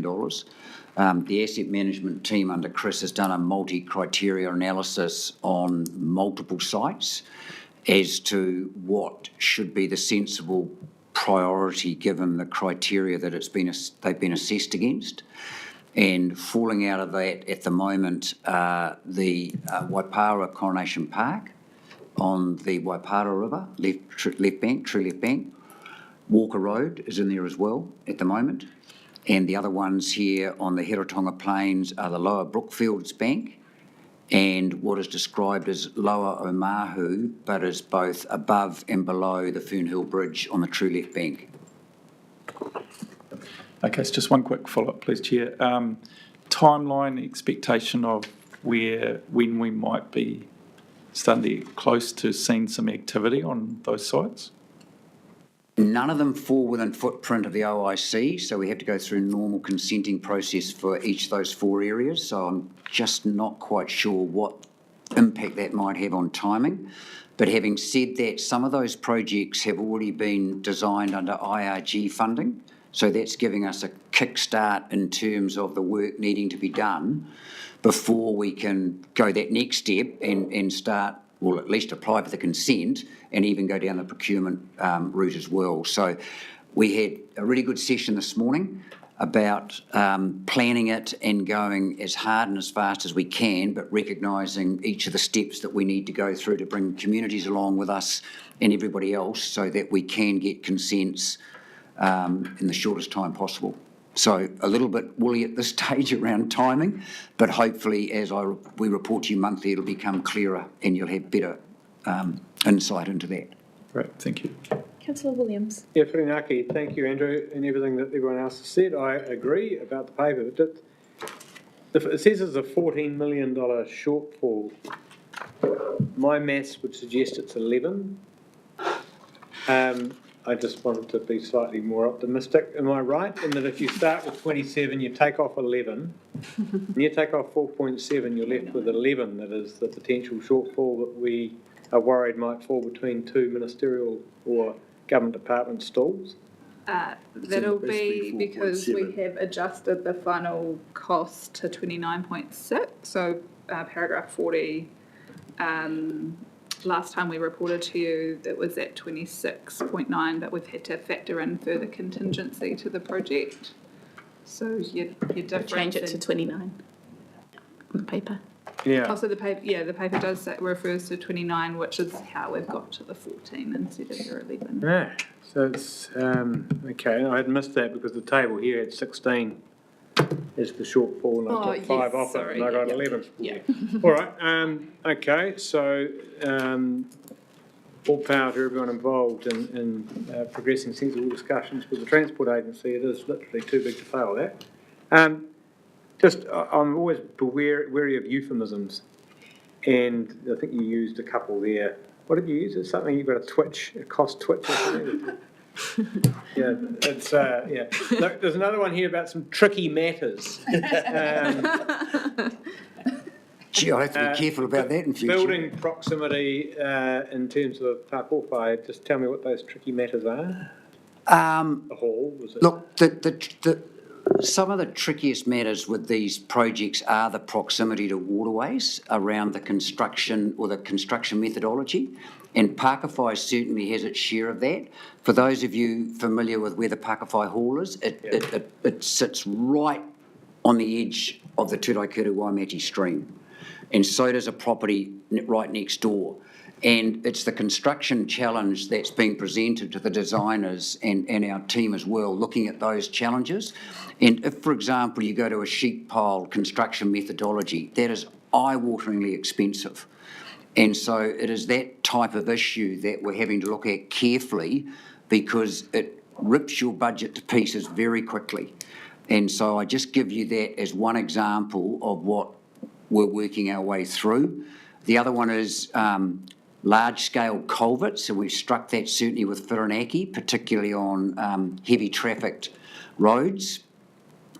You know, they again can be really heavy in terms of what they require around design and engineering and the consequential costs of that. So we just need to make sure that what we're doing is the best construction methodology possible. And I'll give you a good example of where we have reconsidered our construction methodology, and that's Porongahau. Again, there's some very challenging areas there next to the Porongahau River with difficult ground where the original intention had been to put stop banks in, and the accessibility, when we looked at it, almost precludes it from being an effective way to do it, and therefore we're looking at alternative methodologies that will require far less footprint, so we have far less land access costs, cheaper and faster construction, and equally effective, which it must be at the end of the day. So it's that type of example that we're working through. All right, thank you. And can I just underscore Councillor Harding's question? If the critical risk in all these projects is land access and it's out of our control, and we've already spent a total of $15 million, that is going to compound in understanding where that risk lands financially on us over the life of these projects. Because if we could get 70% of the way through, it doesn't happen. So anyway, it's a really important point. It's a really important point to make, and I think I might have mentioned this to you before, but our estimate is that the land access costs, both direct compensation for the access negotiated and also the professional services support that we need, both the council and the landowner itself, will be between 30 and 40 million.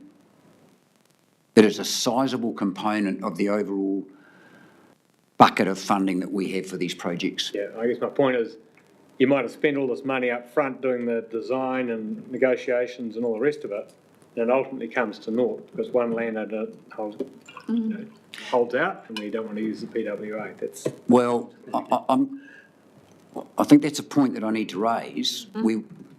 There's been clear instruction by you as the council and councillors that we will not use the PWA for whenua Māori land. That's an absolute. But for general title land, we will be. Okay. We have to. Right. Thank you. Yes, sorry, Thank Chair. you.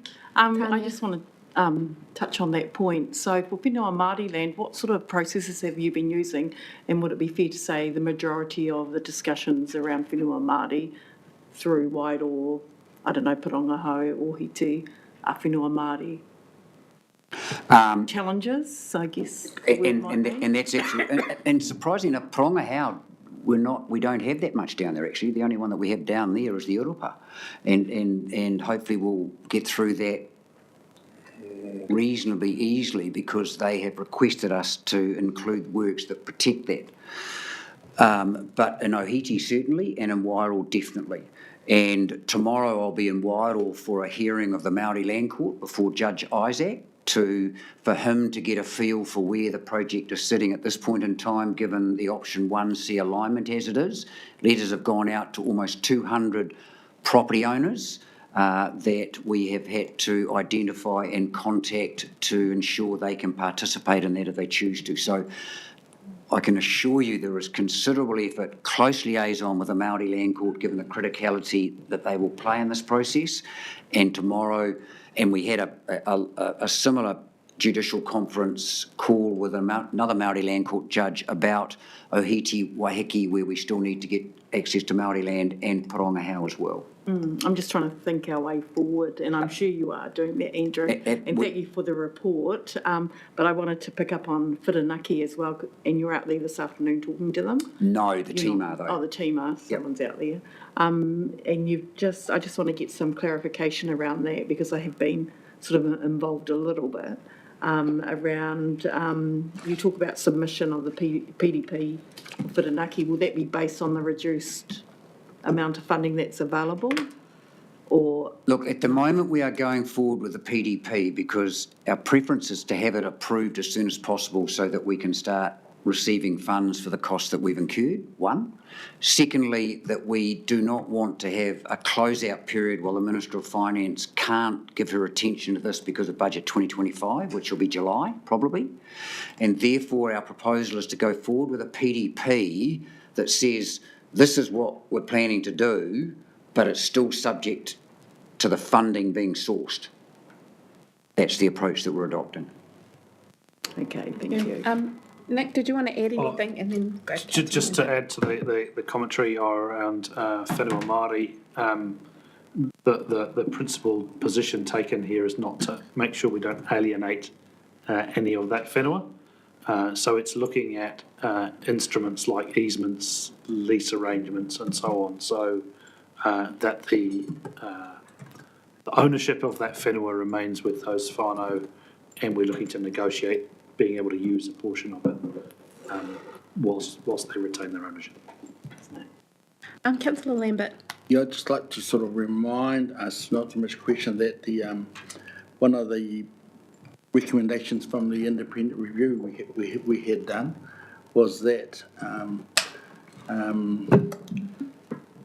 current position Māori are in is that a lot of them have is the land that is left is the only land, and a lot of them actually bought that land, had to buy it under general land. So, and it's the review didn't actually clarify what they actually talking about, whether it was reviewed was Māori land itself or the fact that they have no more land, and it should be taken into consideration by the regional council on how you deal with it. Mm-hmm. So. I guess from how I can see, it's not just about being Māori land. Or else they're going to point to the fact that at one point it was all Māori land. This, it's like... so I would advise that, maybe you might need to rethink some of that if they... well, I'm going to have a talk to them myself to make sure they are reminded that a recommendation from the review is that a lot of people are in the position they are in because there was not enough Māori land left for them.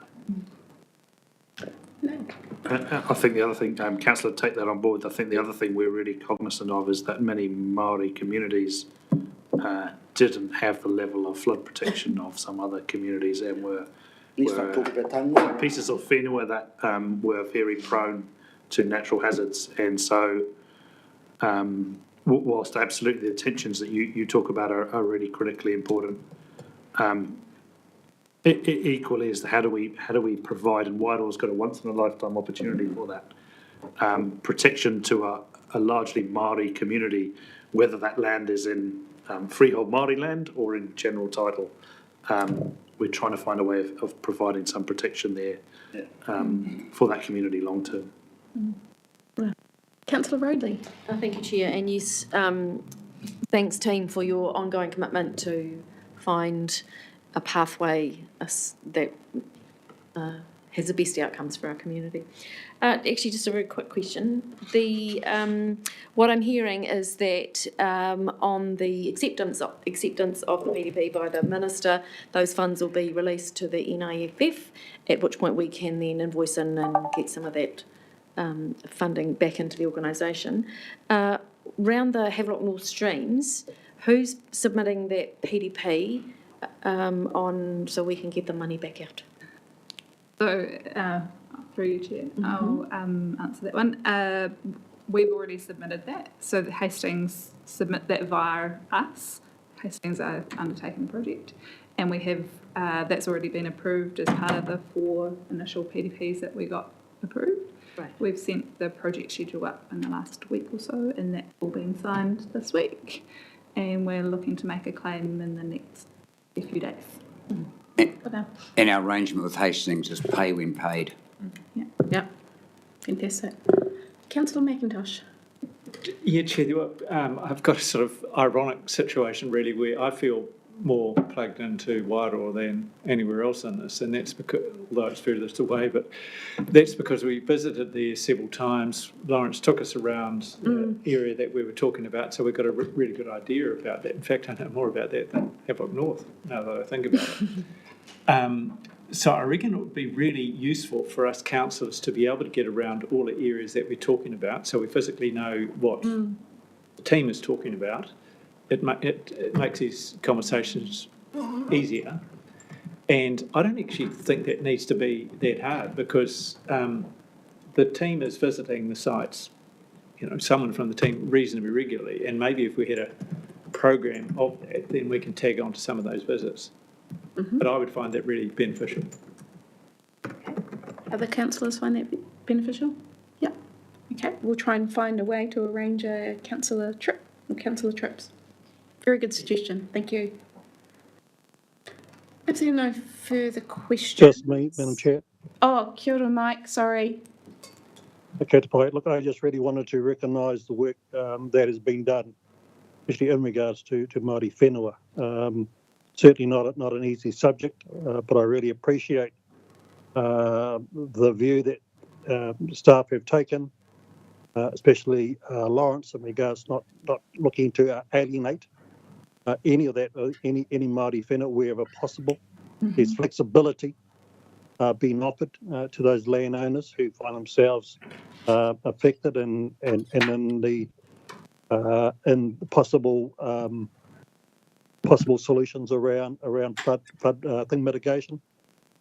Look, these are not easy matters, but moving a river or changing the flow of a river is a lot harder than having to deal with these questions. Because if we want to divert not using or not affecting Māori land, then it's going to mean moving the river. So I think there's some common sense has to apply here for everybody. Māori have always, throughout our occupation of Aotearoa, have had to live with and alongside, and at times move by the dictation of our awa. So this is nothing new. This is nothing new for iwi Māori. But we've always been a practical people, and we've always done what's best for our whānau and for our hapu. Make sure that we have continuity with our own survival, and of course continuity with our relationship to the taiao and our awa. So I'll leave it there, Madam Chair. Just once again, a big mihi to all of the staff and all those that are involved in what is a complex matter. Kia ora, Mike. Tautoko your views and tautoko your kōrero. Thank you. Team, it's time to move to our recommendations, which are to receive and note the updates. Can I please have a mover? Thank you, Councillor Foley. And a seconder, Councillor Roadley. Would you like to speak any further? No, just thanks again to all the great work going on. Thank you, Councillor Roadley. Just keep up the good work, team. Fantastic. All those who agree, say aye. Aye. Those against, carried. Kia ora. Team, can I ask that tomorrow we're supposed to have a niwi monthly update, but given the robust discussion we've had, can we cancel that, please? It already has been. Great. That read my mind. I took an executive decision. Oh, did you? That the delegation manual. Yeah. Fantastic. Now, Okay, so all we have, because we have no minor items, we will be moving into public excluded. We should do that and then grab a cup of tea and then come back. Is that okay to Pai? Everyone's been sent the reasons why we're moving into public excluded for these items. Are there any further objections or questions around why we're moving into public excluded? Councillor Sears. Just a question, Madam Chair. I had raised the issue of the regional water security PX paper. Yes. I am aware that post the PX session, Yes. that parts of the paper can be made public and part held as PX. So I'm just putting that on the table as a possibility. Okay. Yeah. Post our discussion, I've talked to governance about that. That's a And relatively that's possible? standard practice and something we could perhaps discuss at the end of the session itself. Okay, fantastic. But you're happy in the first instance? In the first instance, I raised the Thank same you. issues I raised at the workshop last time, that we know there's huge public interest in the Absolutely. work that's going on here and how important it is as quickly as possible to be as open as we can with the parts that we can without jeopardising commercial Agreed. Thank you. issues. Thank you, Chair. Leanne. And just one addition to the reason for the regional deals, well, not in addition to the reason specifically, I've added in the bit about the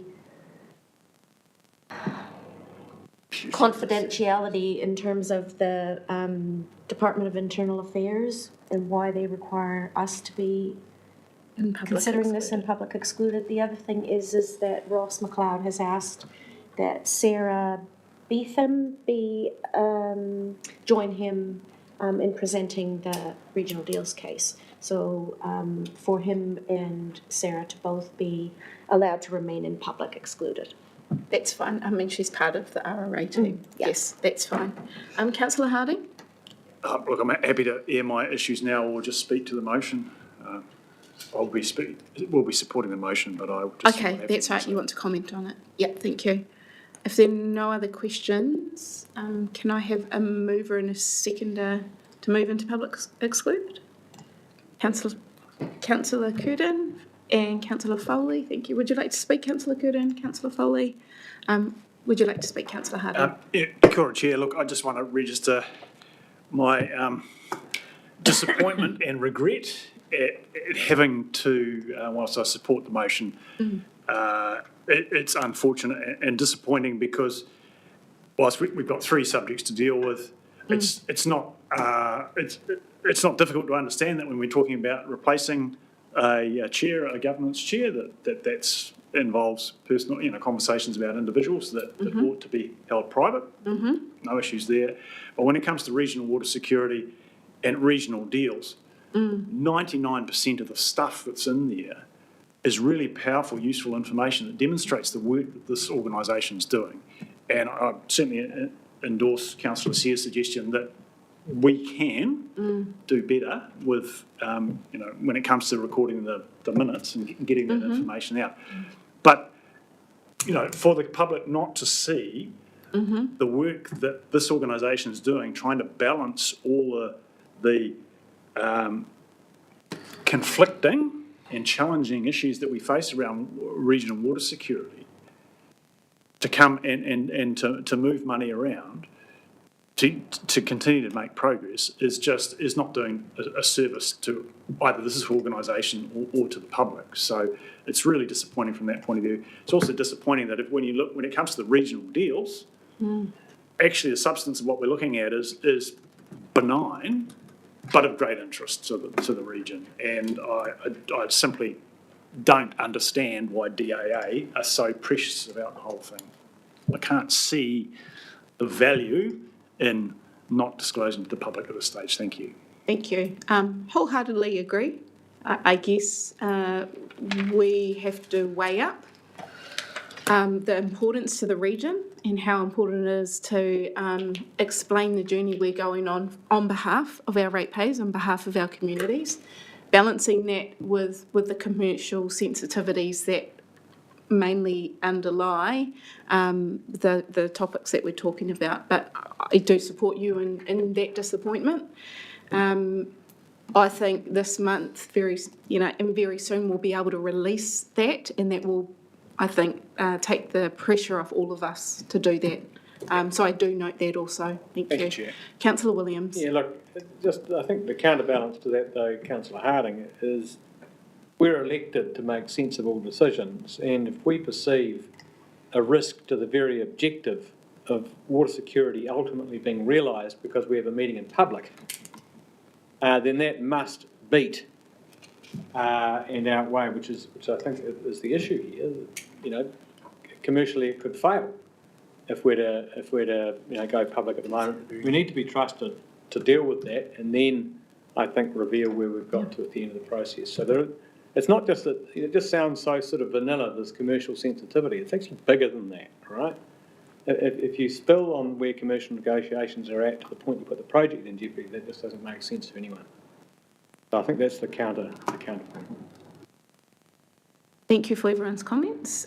We will take the recommendations to move into public excluded, although notes can be shared, minutes can be shared on those things that aren't commercially sensitive afterwards. Yep, fantastic. All those who agree say aye. Aye. Those against, carried. Don't tell anybody else. It's